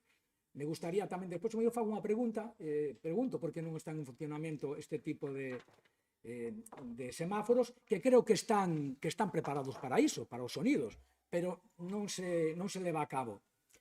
En todo caso, me alegro por todos que levemos a cabo esta moción para adiante, e repito, que non se quede no olvido. Nada máis, moitas gracias. Moi ben, pois moitas grazas pola súa exposición. Espero que vamos a votar todos por unanimidade porque estamos todos de acordo no fondo da cuestión. Sen máis votos en contra, abstencións e votos a favor. Pois, efectivamente, queda aprobada a moción por unanimidade, que é o último punto desta orde do día, pois o oitavo punto xa foi co que comezamos este pleno. Non quero pechar o pleno sen convidar a todo o mundo ou informar que vamos a secundar o minuto de silencio que foi convocado dende a Federación Española de Municipios. O luns ás 12 da mañán os membros da corporación recibiron unha comunicación, pero bueno, aproveito este altavoz pois para que o saiba o resto de veciños e veciñas. Penso que tamén sairá no periódico. É un momento complicado e, bueno, estes xestos, pois, lamentablemente, non son máis que a transmisión dun cariño e dun afecto para un pobo que está sofrindo, que non sei se lles chegará, pero se alguén pois, é da zona de Cangas e está pendiente, pois que saiba que nos acordamos. Nada, pasamos directamente a rogos e preguntas. Están as dacións de contas a disposición dos concelleiros e concelleiras. Ben, un rogo que ademais é coñecido por este goberno. Existe unha demanda veciñal sobre a estatua que hai dos Olímpicos en Aldán. Por que? Pois porque as gravacións están ata o 2020 e hai 3 cangueses que levaron o nome de Cangas nas Olimpiadas 2024 e nos parece que sería o lóxico que graváramos aí tamén nesa figura os nomes dos 3 participantes das Olimpiadas 2024. Entonces, un rogo, porque nos dixeron que era algo difícil para este goberno. Tamén quero facer unha pregunta, porque nos chega, e xa o ano pasado falamos deste asunto, e queremos facelo agora, que ainda estamos a tempo, e é sobre a ubicación dos feirantes que veñan ás festas do Cristo. O ano pasado estiveron, igual que o anterior, nas pistas de atletismo, en condicións de non salubridade. De feito, se fixo todo mal, porque tuvo que haber reclamacións, tuvo que haber denuncias veciñais para que se puseran ali fosas sépticas, e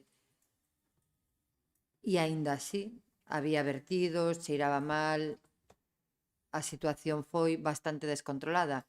Eles mesmos dixeron que eles preferían estar en Masó porque tamén veñen con crianzas, con xente maior, e que o sitio, dende logo, estando ali a pleno sol, nunha pista de cemento, de pichi, e sin os servicios como tiñan que ter, non é o idóneo para eles. Eles veñen aquí, pagan por estar aquí, e o normal é que lle demos un espazo, polo menos que sexa habitable, polo menos, e que sexa digno, porque son persoas dignas. Entonces, a pregunta ven, porque o ano pasado se falou deste tema, se dixo que se tentaría buscar unha solución, eles piden voltar a Masó.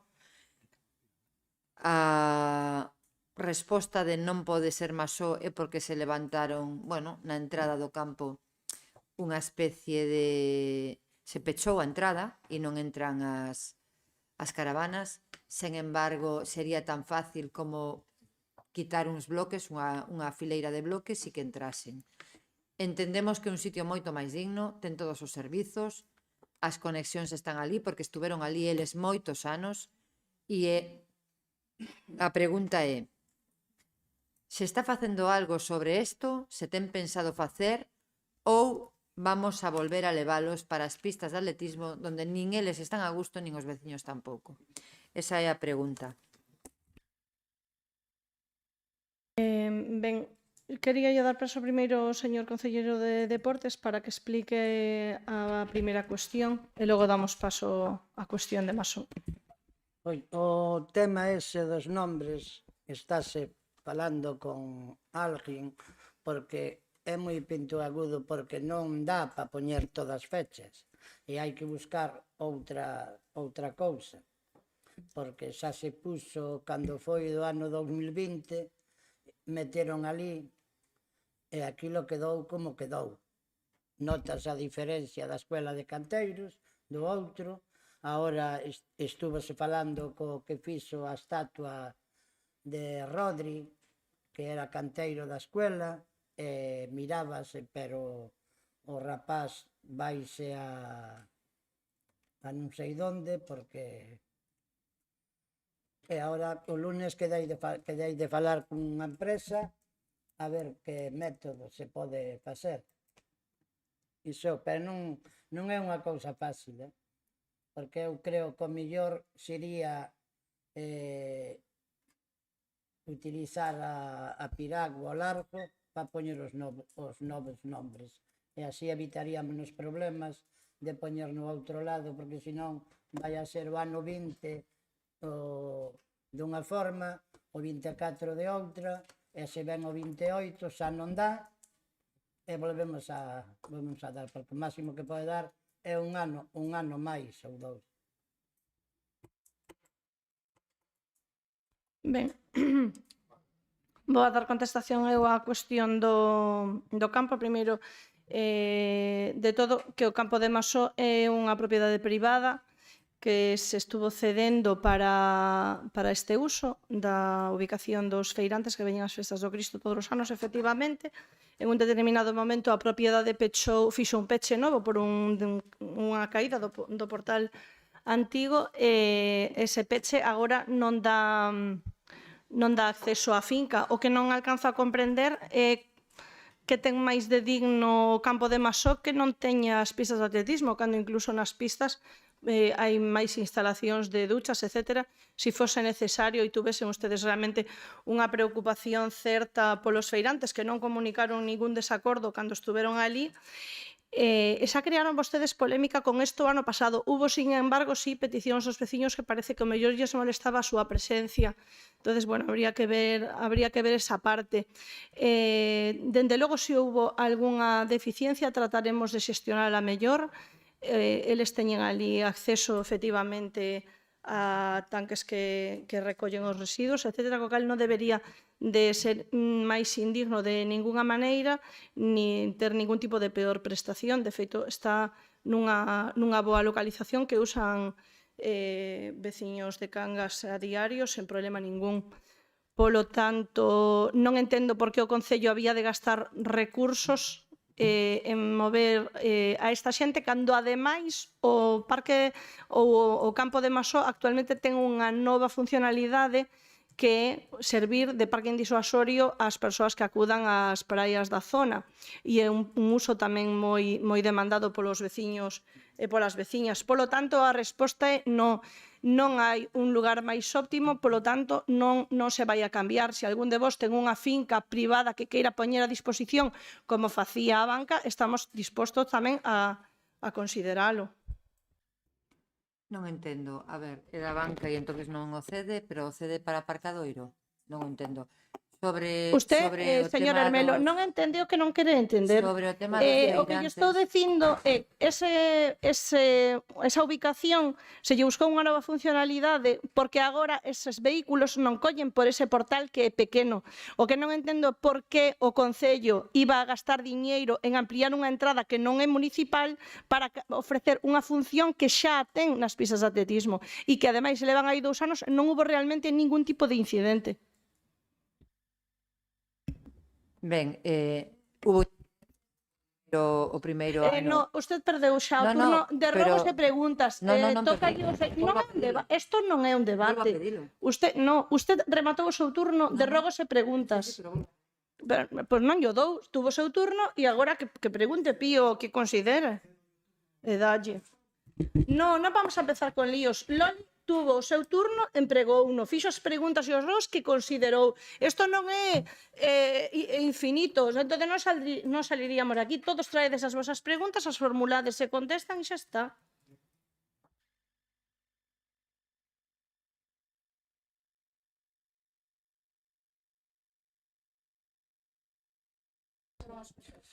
Por que minte vostede que nós temos acceso á conta xeral que encima está incumplindo coa lei de non ter ditaminada a conta xeral antes do 30 de xuño e nos non convocada a Comisión Especial de Contas para elo? O triste é que é máis importante darlle a conta xeral a un medio de comunicación, como xa se veu e deuna con puntos e siñais, que, señora alcaldesa, nós non temos dereito a ter o acceso entonces. Cal é o motivo? A ti de todas maneiras, quero que conteste a alcaldesa porque que eu sepa, señora Val, ainda non é alcaldesa hoxe, ainda que teña moitas ganas de selo, vai a terá que esperar contestar un ano. se eu lle digo que conteste. No, eu Peche, por pregunto favor, o micro. Eu pregunto a alcaldesa. Se non contesta a alcaldesa non necesito resposta. Sigo sendo a presidenta desta mesa. Peche, por favor, o micro. No, porque porque minte vostede. Pero déixeme falar. Estou preguntando a Apague o vostede. micro. Moi claro, é que non me pode contestar outra Pode persoa. pechar o micro para que poida eu responder. Grazas. Ben, eu dixen que ustedes teñan acceso á conta xeral, teñen acceso á conta xeral de todos os anos, as deste ano, cando se presente tamén terán acceso. Hai moitas contas xerais, cada ano xenera unha. E agora, lle darei paso á señora concelleira para que lle explique en máis detalle se ten algunha dúbida a maiores. Polo tanto, por favor, lle pido que non me falte o respeto. Eu non lle estou mentindo, si, estou dicindo vostede que eu minto. Eu non minto, ten vostede acceso á conta xeral do Concello a que hai presentada. Eu non dixen que fora do 2025, perdón. Eu dixenlle que teñen vostede acceso todos os anos á conta xeral. Teñen gana de bronca. Ben, dou a resposta, dou a pregunta por respostada e non minto. A conta xeral teñen vostede acceso cada ano. Outra cosa que entendan. Alcaldesa, a día 30 de xuño ditaminada. Por que non está, señora alcaldesa? E pregúntolle única e exclusivamente a señora alcaldesa que é obrigada a contestar resposta. Non ten que Eu non pasar de estou obrigada a nada. Apague o micro e lle damos resposta. Non me sigo. Bueno, dame igual. Señora concelleira, por favor, concelleira de Facenda. A conta xeral ten que estar aprobada e ditaminada, aprobada en pleno do 30 de outubro, nada de xuño. Por outra banda, ten acceso ao expediente, como todos os expedientes que hai. Sí, vostede pide acceso ao expediente da conta xeral de 2025, será dado. A día de hoxe vostede non pediu acceso a ese expediente. E despois, todos os cidadáns poden pedir acceso a expedientes, pois habería alguén que pediu acceso ao expediente, ten a información e pode ser alguén do periódico ou quen considere. Volvo a repetir, señora alcaldesa. A conta xeral ten que Millán. estar ditaminada inicialmente pola Comisión Especial de Contas antes do 30 de xuño. Están incumplindo a lei. Segundo, estoulle preguntando a vostede e non teño por que acceder ni solicitar. Ten que pasar a intervención municipal ou documentación toda para acceder a través da Comisión Especial de Contas. Non é cuestión de consultar un documento que nos queiramos, non. Teñen que facilitalo vostedes, señora alcaldesa. E volvo a reiterar, a señora alcaldesa vostede, o mellor hai outras persoas que aspiran a selo, xa chegará o momento. A señora alcaldesa estas alcaldesas, como moitas outras, e alcaldes tamén, teñen competencias delegadas. Polo tanto, son os concelleiros de áreas que son as persoas máis capacitadas para responder sobre determinadas cuestións. E eu doulle paso a quen eu considero. Vale, correcto. Ben, seguinte cuestión. As contas serán presentadas en debido tempo e forma, como cada ano. Esa é a súa opinión. Polo tanto, non vamos a seguir debatindo. Rematou o seu turno, doulle paso ao señor Soliño. Non vai a explicar nada porque non lle vou preguntar.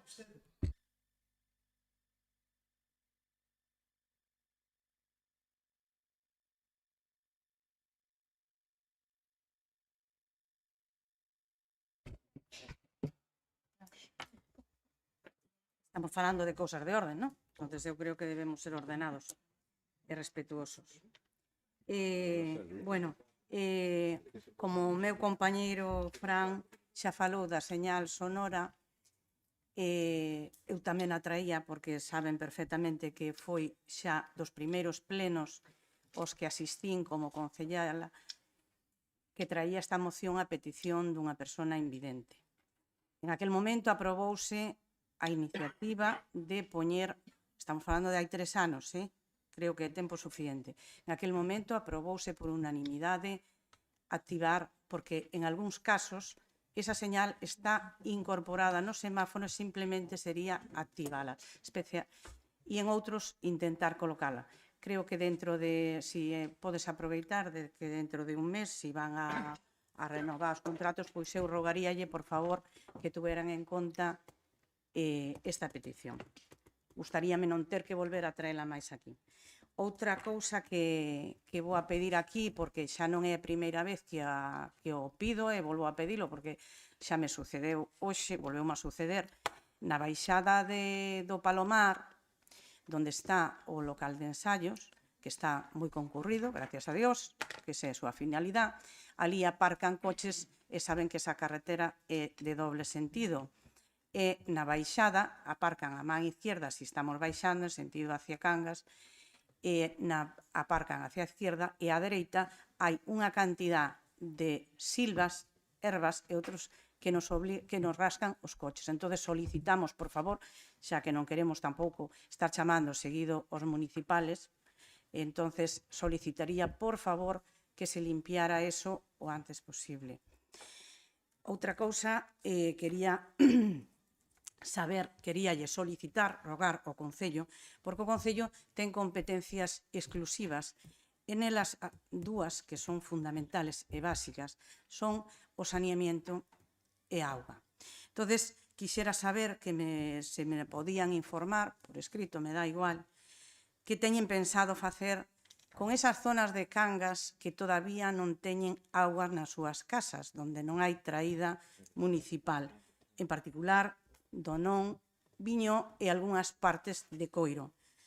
Creo que, non sei se hai algo, entón o que solicito, por favor, é información sobre ese tema, porque os veciños están moi preocupados, teñen que estar usando depósitos e outros manantiales, e os depósitos, por desgracia, están contaminados, e casi esa auga non se pode usar.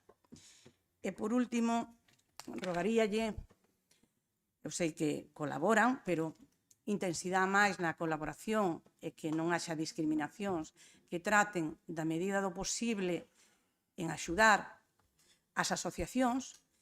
E o máis importante, eu que si o rogaría, é que trataran nas medidas do posible de intentar que todas as asociacións, por lo menos as veciñais do rural en particular, tuveran un local onde se puderan reunir e facer as súas actividades. E por hoxe, nada máis. Ben, seguinte turno, señor Gestido. Querías, perdón, sí, pois douche paso, sí. Nada, simplemente decirle a señora Filgueiras que os semáforos van... Figueiras, perdón. Figueiras.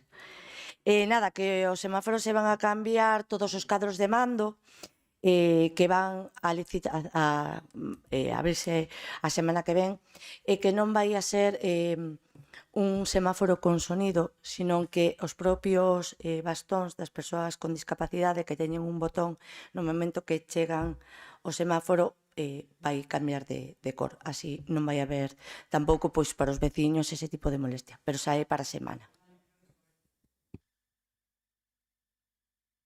Moi ben, pois respostado eso, dou o paso ao señor Gestido. Yo tengo 6 preguntas y 2 ruegos. La primera pregunta es referente, ¿hay algún motivo para no responder las preguntas por escrito, aunque sea media hora antes de los plenos? As respostas que quedan dadas por oral danse por respondidas. Digas que non? Pois quedou algunha pendiente? Sí. Pois pode repetila e entonces a responderemos. A segunda pregunta, quería saber o peche do centro social que xa leva tempo, estaba previsto a licitación para abril, se tens unha data prevista para que se poda licitar e a reaperturar.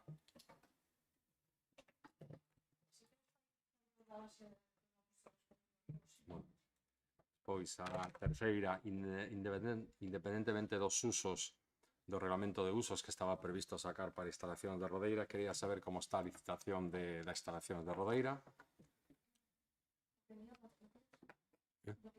Sí, perdón. Cuarto, referente ao estadio de atletismo. A pregunta que fixeron o pleno pasado referente á situación das reparacións, do acondicionamento das pistas de atletismo. Quería saber cal é a postura ou o que se vai facer. E aparte, este mes apareceu co tema do calor que temos en Cangas, pois está o césped que ten o campo central, está deteriorándose rápidamente, casi que está seco. Entonces sabe o motivo polo cal que está ocurrindo aí.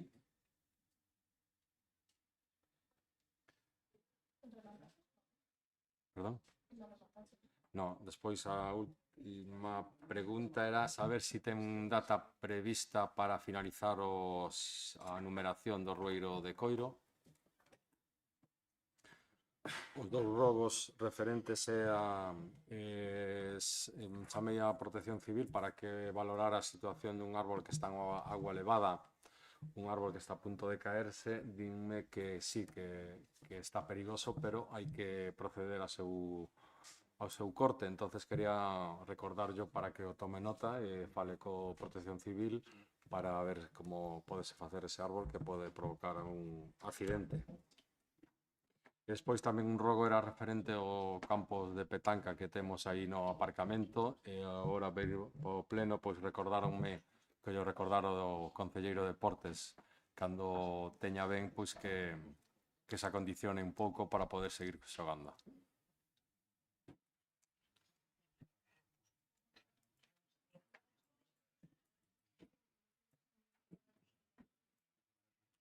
Contesta Xiana, sí. Logo sabe. O expediente de contratación do Keniata vai ao seu inicio a Xunta de Goberno deste luns, xa está na convocatoria, e despois terán que informar Secretaría de Intervención antes de poder publicalo.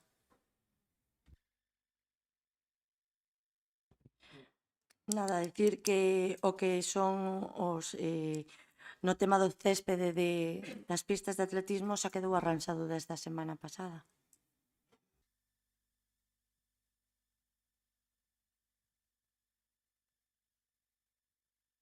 O mismo día que a señora que informou a José Luís estaba a Cualia arreglando o tema.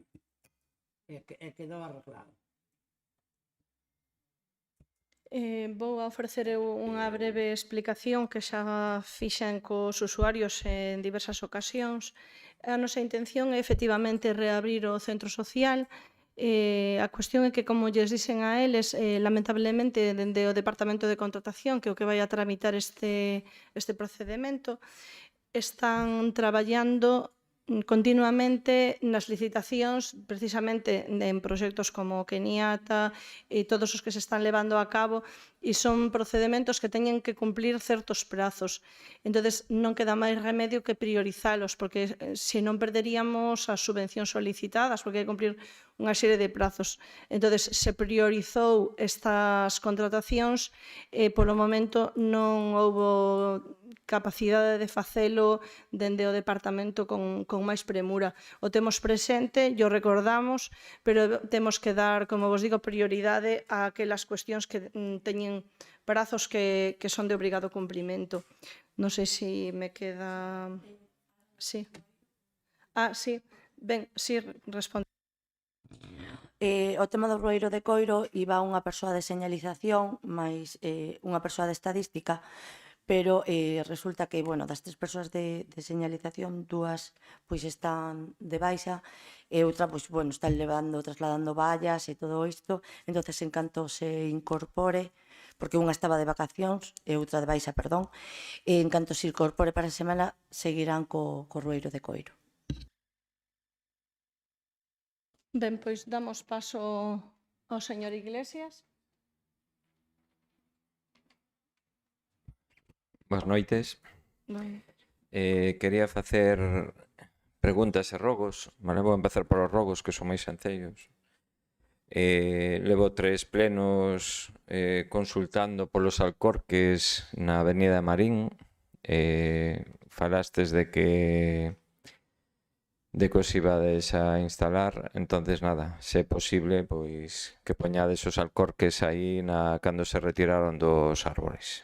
Esas están instalados. Non? Sí, o que pasei pola mañán estaban. Pasei pola tarde non estaba. Entonces quitáronnos. A ver si nos lo foron a robar, que todo pode ser. Comprobarei. Colocados estaban, Digo, porque como están roubando metal, pode ser que nos lo rouben. Vale. Reviso entón, disculpar. Acabo. Despois, un rogo tamén, sería interesante que a policía de vez en cando pasase polos baños públicos da praia de Rodeira. Despois, quero facer unha pregunta. No último grupo de traballo da Mesa de Comercio Local falamos dos orzamentos. O Concello ten uns orzamentos destinados á dinamización do comercio local, no que se destinaron 100.000 euros. Entonces, bueno, na última mesa, falamos dos presupostos que quedan pendentes de Samaín, de Nadal, un proxecto novo que estamos traballando, Cangas Conecta, e dixéronnos que había orzamentos que estaban noutras partidas de dinamización. Entonces, gustaríame, sei que os non vades poder responder, que me respondades donde se destinou este orzamento de dinamización de comercio local aprobado nos presupostos. Despois, tamén é unha pregunta sobre o balizaje nas praias de Cangas. Despois da brillante idea de non ter duchas nas praias, tamén se o mellor vai a ser que non vai haber balizaxe tamén. Non sei se a proposta que facedes dende o Goberno para fomentar o turismo. E por último, coñecer se hai algunha novedade sobre a reparación do reloxo. Perdón, quédame unha sola a colación cun comentario que fixo Xiana sobre as xuntas de Goberno. É moi complicado para nós seguir, porque a última xunta de Goberno que está colgada é de 2 de febreiro. Entonces, levamos un retraso coas xuntas de Goberno, entendemos que é un traballo delicado e hai que facelo ben, pero nós tamén necesitamos ter este tipo de información. Boas noites. Bueno, o tema dos alcorques da Avenida de Marín, como antes falaba Fran, do tema das persoas con mobilidade reducida, sí que é certo que se quitaron porque, bueno, pois todos tiramos colillas e había ervas, entonces quitáronse para limpiar.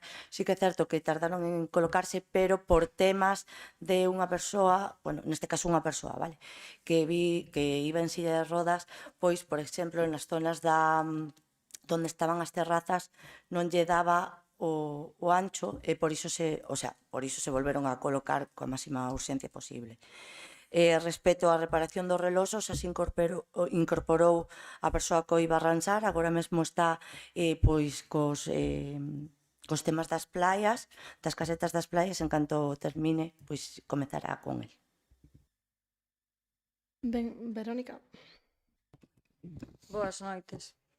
Bueno, primeiramente, teño varias preguntas, pero vou a comenzar por na avenida de Marín, abaixo de todo da estrada, na acera, cando se fixo a reforma nese edificio que se cortou a esquina, quedaron no medio da acera un contador, varias cousas. Eu quero preguntar se teñen intención de retiralo, iso dai. A ver, si, eso xa se tratou nunha das mocións e falou do tema, pero bueno, non hai problema, volvémoslo a explicar se non quedou aclarado.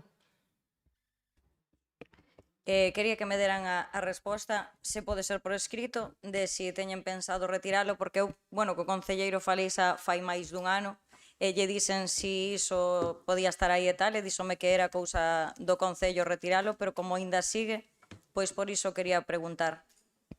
E, bueno, se non o van a retirar, pois, polo menos poñenlle unha sinalización de preferencia, porque a xente non sabe por onde ten que pasar. Cando hai moita aglomeración, teñen que andar a ceder o paso. Ben, pois aceptan darlle a resposta por escrito. Vale. Sí? No, pero ti podes facela como ti queiras. Podes responder por escrito ou verbalmente. Digo porque no punto sobre o tema de accesibilidade que presentou Fran, falamos precisamente deso.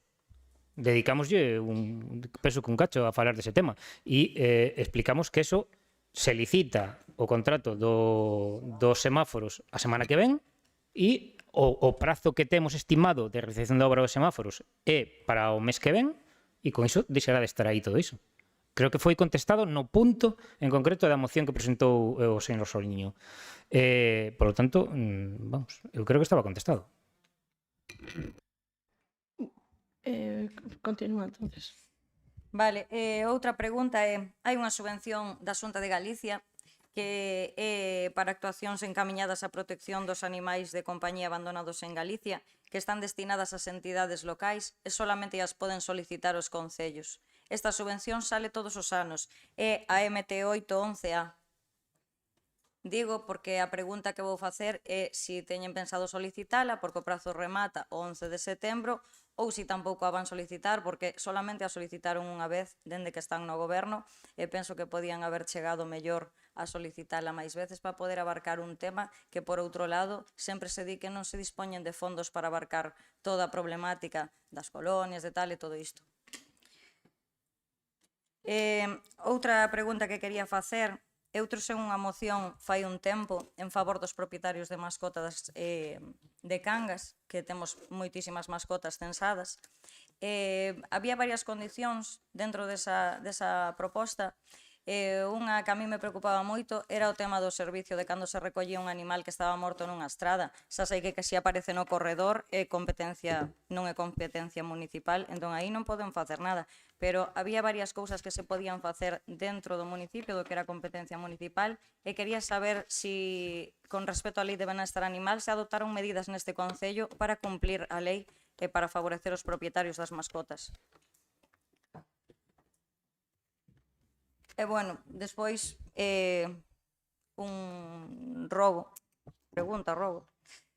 pleno tras pleno, vamos vindo aquí, xa levamos 3 anos, e ao final, en todos os plenos, dá má sensación de que o equipo de goberno, as propostas que suele traer os plenos, suelen ser propostas tipo, propostas que veñen para recriminarlle a Xunta unha cousa ou outra, e quixera saber si van a ter intención de traer en algún momento a algún pleno propostas para Cangas, proxectos para Cangas e cousas novas para Cangas. Nada máis.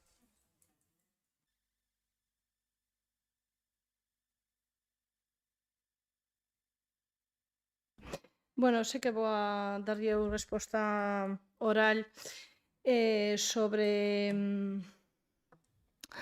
as subvencións para esta liña que vostede comenta son bastante miserables.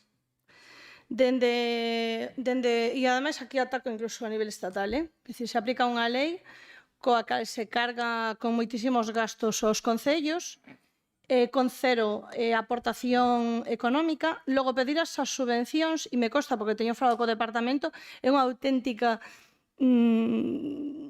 é un periplo, un absoluto periplo burocrático para conseguir 4 duros gordos que non dan nin de lonxe para pagar os gastos que hai que afrontar en este aspecto. Con todo iso, e a propia protectora de animales do Morrazo o recoñece, este é un dos concellos máis comprometidos con esta causa. E grazas á axuda da protectora estou segura que acabaremos controlando este problema. E o Concello está moi implicado e intentando cumplir a lei na medida que pode, cos recursos que ten, tendo en conta que hubo cero dotación para os concellos, non só para o de Cangas, para facer frente a esta nova obriga, que parece que a moda dende Europa ata o Estado ou a Xunta e cargarlle todos os mortos aos desgraciados que estamos nos concellos. E non o digo pensando en min, o digo en xeral, é a dinámica habitual. Botarlle as cargas ao máis pequeno e ademais o que está máis próximo do veciño e ten que dar a cara e explicar todas estas cuestións en detalle. Despois me decía vostede sobre as cuestións que se traen a pleno. Creo que ten vostede unha certa confusión entre o que son propostas, o que son mocións, o que son vontades políticas e o que son temas executivos. Lamento que non sexan do seu gusto, pero, bueno, tendo en conta que vostede está na oposición, eu non espero que me aplauda. Igual que eu, como estou na oposición na Xunta, tampouco non lle vou a aplaudir. Intento conseguir máis recursos e é o traballo que teño que facer. Por lo tanto, de alguna maneira, estamos as dúas, curiosamente, na mesma posición. Doulle paso, empezamos por Fran, entonces. Moi boas tardes outra vez. Eu quería empezar, antes pedía respeto para a xente de pouca, bueno, co tema da accesibilidade. Quería pedir respeto tamén para toda esta xente que traballa no sector de condutores, transportistas e demais. E por que o digo? O digo porque empezo Brán e Cangas ten varias zonas de carga e descarga. É un problema grande, pois, de alguma maneira, que esta xente se lles multe porque están aparcados en doble fila e demais. E o que pedimos daqui un rogo é que se controlen esas zonas por parte do Concello, dos municipales, para que esta xente poida, de alguma maneira, facer pois o seu traballo a diario, non? Hai veces que sí, que se lles multa porque están mal aparcados, pasan os policías e demais. Entón, me gustaría que agora, a partir da hora que chegou Brán, pois que se fijen un pouco máis e que teñan, pois, se hai que poñer multas a xente que non respeta, pois, como comentaba antes, pois a xente que non ten accesibilidade, pois aquí tamén. Despois, me gustaría tamén preguntar, outro día lle preguntei a señora Sagrario, non me quedou moi claro porque non sei como preguntei varias cosas, me gustaría saber cal é o problema da subida ao río de Inserto. Sabes que se fixeron unhas obras ali, non sei que empresa foi, e deixaron todo abandonado, sacos de area, tiraron cun muro, non sei por a parte do Concello se lle vai a meter unha multa ou se lle vai a obligar a que asfalten, porque aquilo é unha verdadeira... No inverno hubo un montón de problemas. Entón me gustaría saber que o que se vai facer, porque levamos casi 6 ou 7 meses, creo, con aquilo ali. Despois me gustaría tamén preguntar, xa preguntei tamén a señora Sagrario, pero como contestar a vostede, fai 4 ou 5 meses, onde está o Parque de Andalucía? Cando se vai a facer? Cando se vai a renovar? Porque, claro, hai parques que necesitan arranxos, porque se desapareceu. Entonces me gustaría saber, para a xente que vive por os alrededores, me gustaría saber cal, supoño que o motivo sería para poñer elementos novos, pero me gustaría tamén saber cal é a fecha, porque levamos 5 ou 6 meses sin o parque, e me gustaría saber se por fin teñen esa fecha para poñelo, non? E acabo. Me gustaría tamén preguntar... cal é, digamos, a xuidade a revisión das fontes do noso Concello. me refiero ás fontes de agua, me gustaría saber que personas, ou se é a empresa, pois non sei canto tempo pasa de que a revisen, porque eu teño unha fonte ali ao lado da miña casa e moita xente me pregunta se é potable ou non é potable. Aí recolle agua, eu tamén, como non, de toda a vida. Entón me gustaría saber tamén, pois como che preguntan, ao mellor dices que sí que poden coller agua, e mellor mañán aparecen con algún problema. Entonces me gustaría saber se por parte da empresa da agua ou por parte do Concello, creo que ten que a obligación a empresa da agua, me gustaría saber tamén pois con que axudidade pois se revisa. E nada máis por hoxe.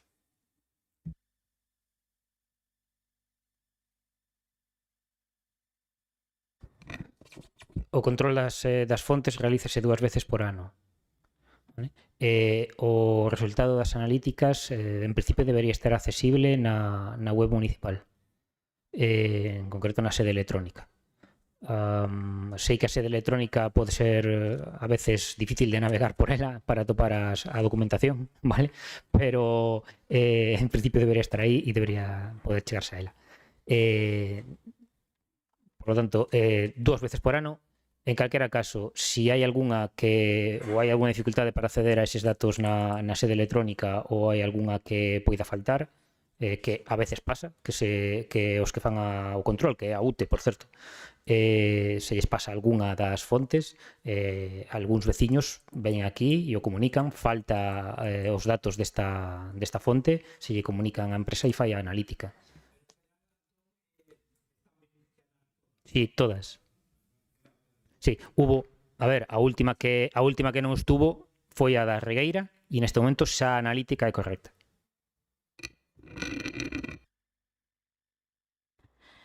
Nada, o tema do inserto xa estuvo a arquitecta municipal poñéndose en contacto ca empresa, quedaron de vir pa semana que ven porque pois é a mesma que vai actuar pois na Fonte do Galo en Gruncheiras e vai asfaltar, que iso é o que faltaba.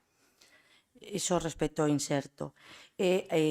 Respecto ao Parque Infantil da Praza de Andalucía, xa temos a memoria valorada, que podes pedir acceso, senón facilito cho eu, e vai ir a remanentes.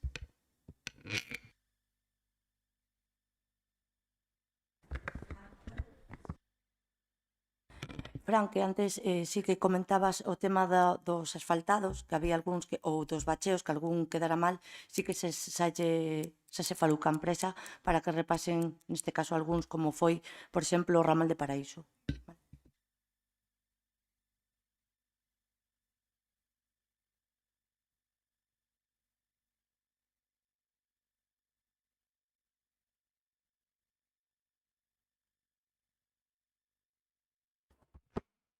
Boa noite. En relación coas reparacións que se están a realizar no pavimento do Casco Vello, podería o Goberno municipal explicar por que, en lugar de sustituir as pedras danadas por pezas completas das mesmas características, estáse a realizar parches con recortes de pedra con cemento?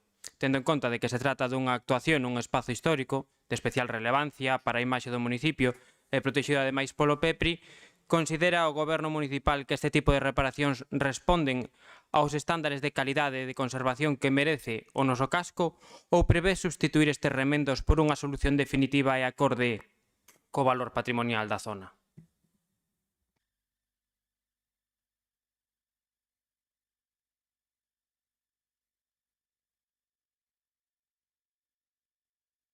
En todo caso, vostede sabe que a técnica municipal encargada do PEPRI supervisa este tipo de cuestións. O que sí que me consta, porque recordo de falalo con ela en outros casos, que non sei se estamos falando exactamente do mesmo, porque hubo diversas reparacións.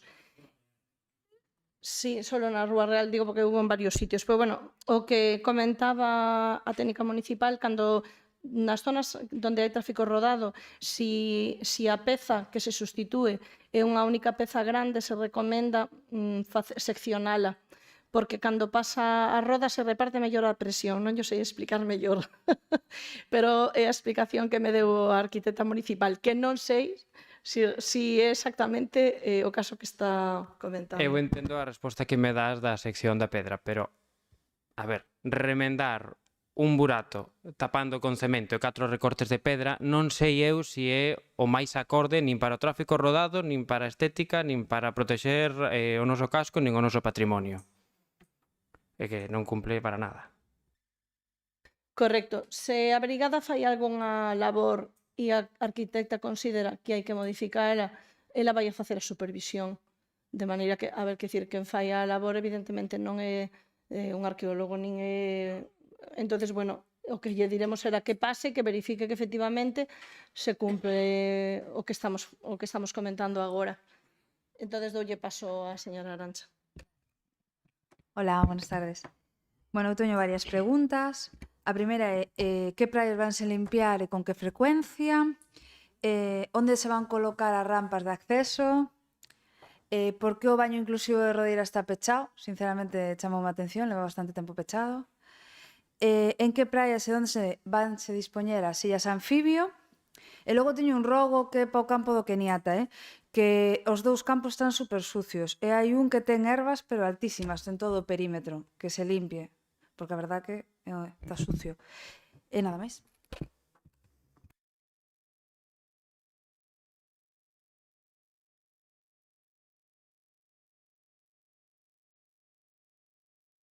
A ver, tiro un pouco de memoria, pero basicamente a praia que se limpa e se pon accesible é sempre a de Rodeira porque é a praia urbana que temos. E esa que está contemplado onde se pon a rampa, onde están as sillas. E teóricamente o baño estaba aberto, o verificaremos, porque sí que hai, o sea, teóricamente non falo con Arantxa.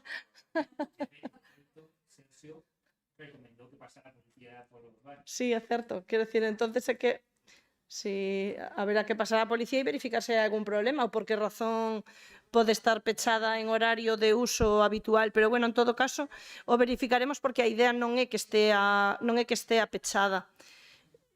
E con isto xa lle respondín o dos baños, o das rampas anfibias, esa silla anfibia. Bueno, logo, claro, está o plan de limpeza, todas se limpan todos os areais. Eu me refería a limpar coa maquinaria. Eso só se fai en Rodeira. E logo si que hai a brigada, como hai todos os anos, no plan estival, que se recorren todos os areais para evitar que se acumule lixo. Que, insisto, non deberíamos de deixar lixo nas praias, porque se o podes levar, o tes que levar de volta para a túa casa. E dicir, para min é unha mostra de incivismo, vale? Eu lle pido a todo o mundo que non deixemos, en que haxa servizo e se pague, que dicir, non é nin ético deixar lixo no medio natural.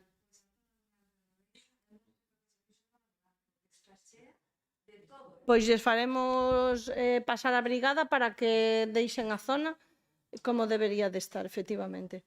E logo, bueno, comentabas o Keniata, efectivamente, en canto comeza a empresa de desbroces, pois repasará todas as zonas necesarias. Grazas.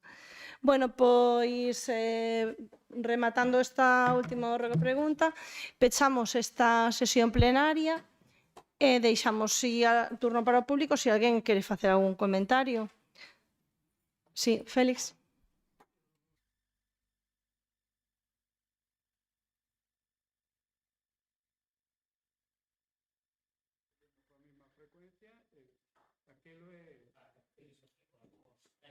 Resto de podas, todo iso, de verdad. Eu penso que ademais agora están recollendo con bastante menos frecuencia nin señal, nin leche. Xa comentamos. Sí, pero...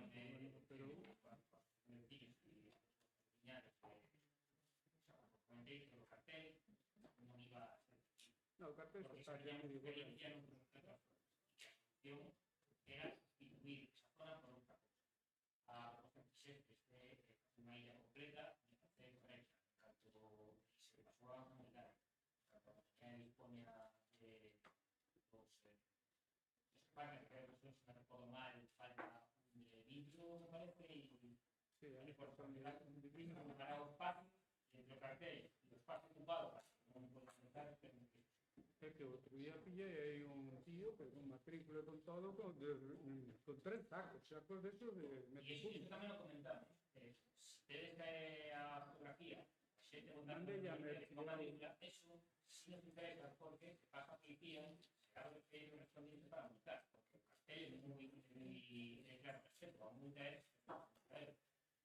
No Concello a Mertín, se vai ao Concello Policía Local, claro que non.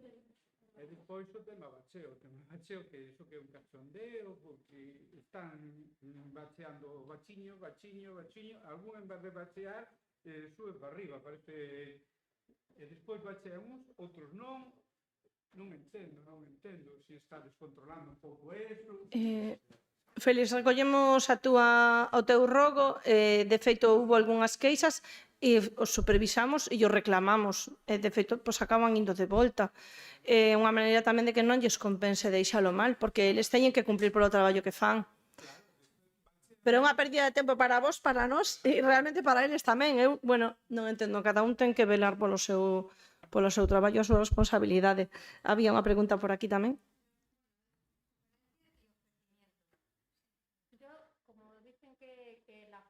Nuevas que están haciendo para adaptar Cangas y arreglar cosas, lo están haciendo bien.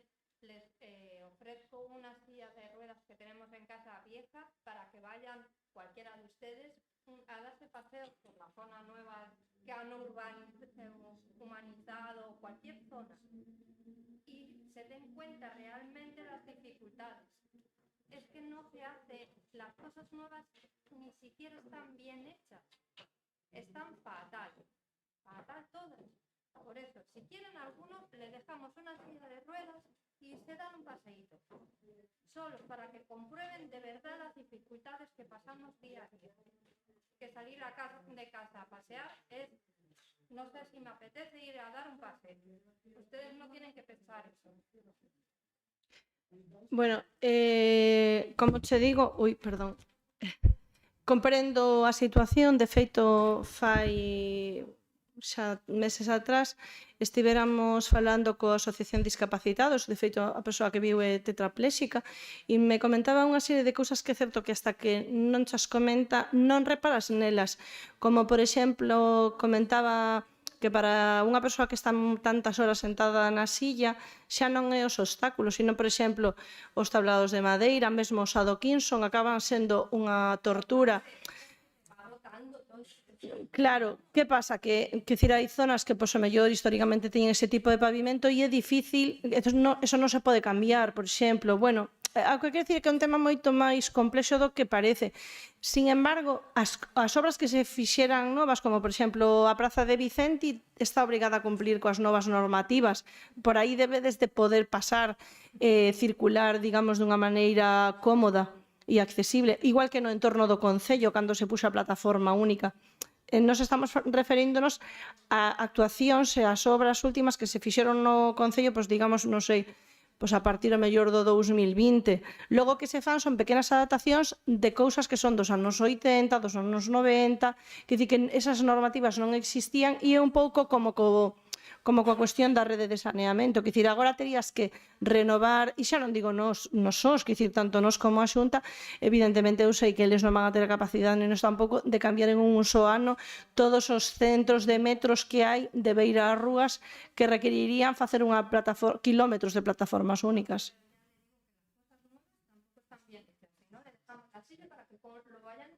Pero podedes facernos un listado das cousas novas que pensades que teñen erros.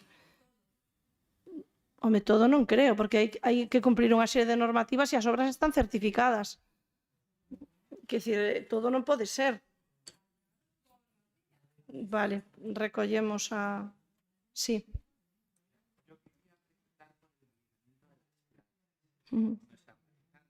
Y también quería preguntar por el motivo por el que comentaba que la silla anfibia únicamente se ofrece a playas bajas de Cangas. ¿Por qué no se ofrece en otras playas? Yo creo que en el pasado sí se llevó. Descoñezo o que se fixo... A día de hoxe, a praia que ten accesibilidade é a de Rodeira, é onde podes garantir a accesibilidade. Poñer en outra praia, o mellor, onde non podes garantir esa accesibilidade, non tería moito sentido. Cabe a posibilidade de estudiar novas posibilidades, porque non? Claro, recollemos o rogo. O balizamento, si se fará a maior brevidade posible, si que se vai facer. agora mesmo non me podo comprometer a darche unha data concreta porque che estaría che dando unha información que non teño agora mesmo. Bueno, pois nada, grazas por vir, pola paciencia, polo interés. Vémonos na próxima sesión.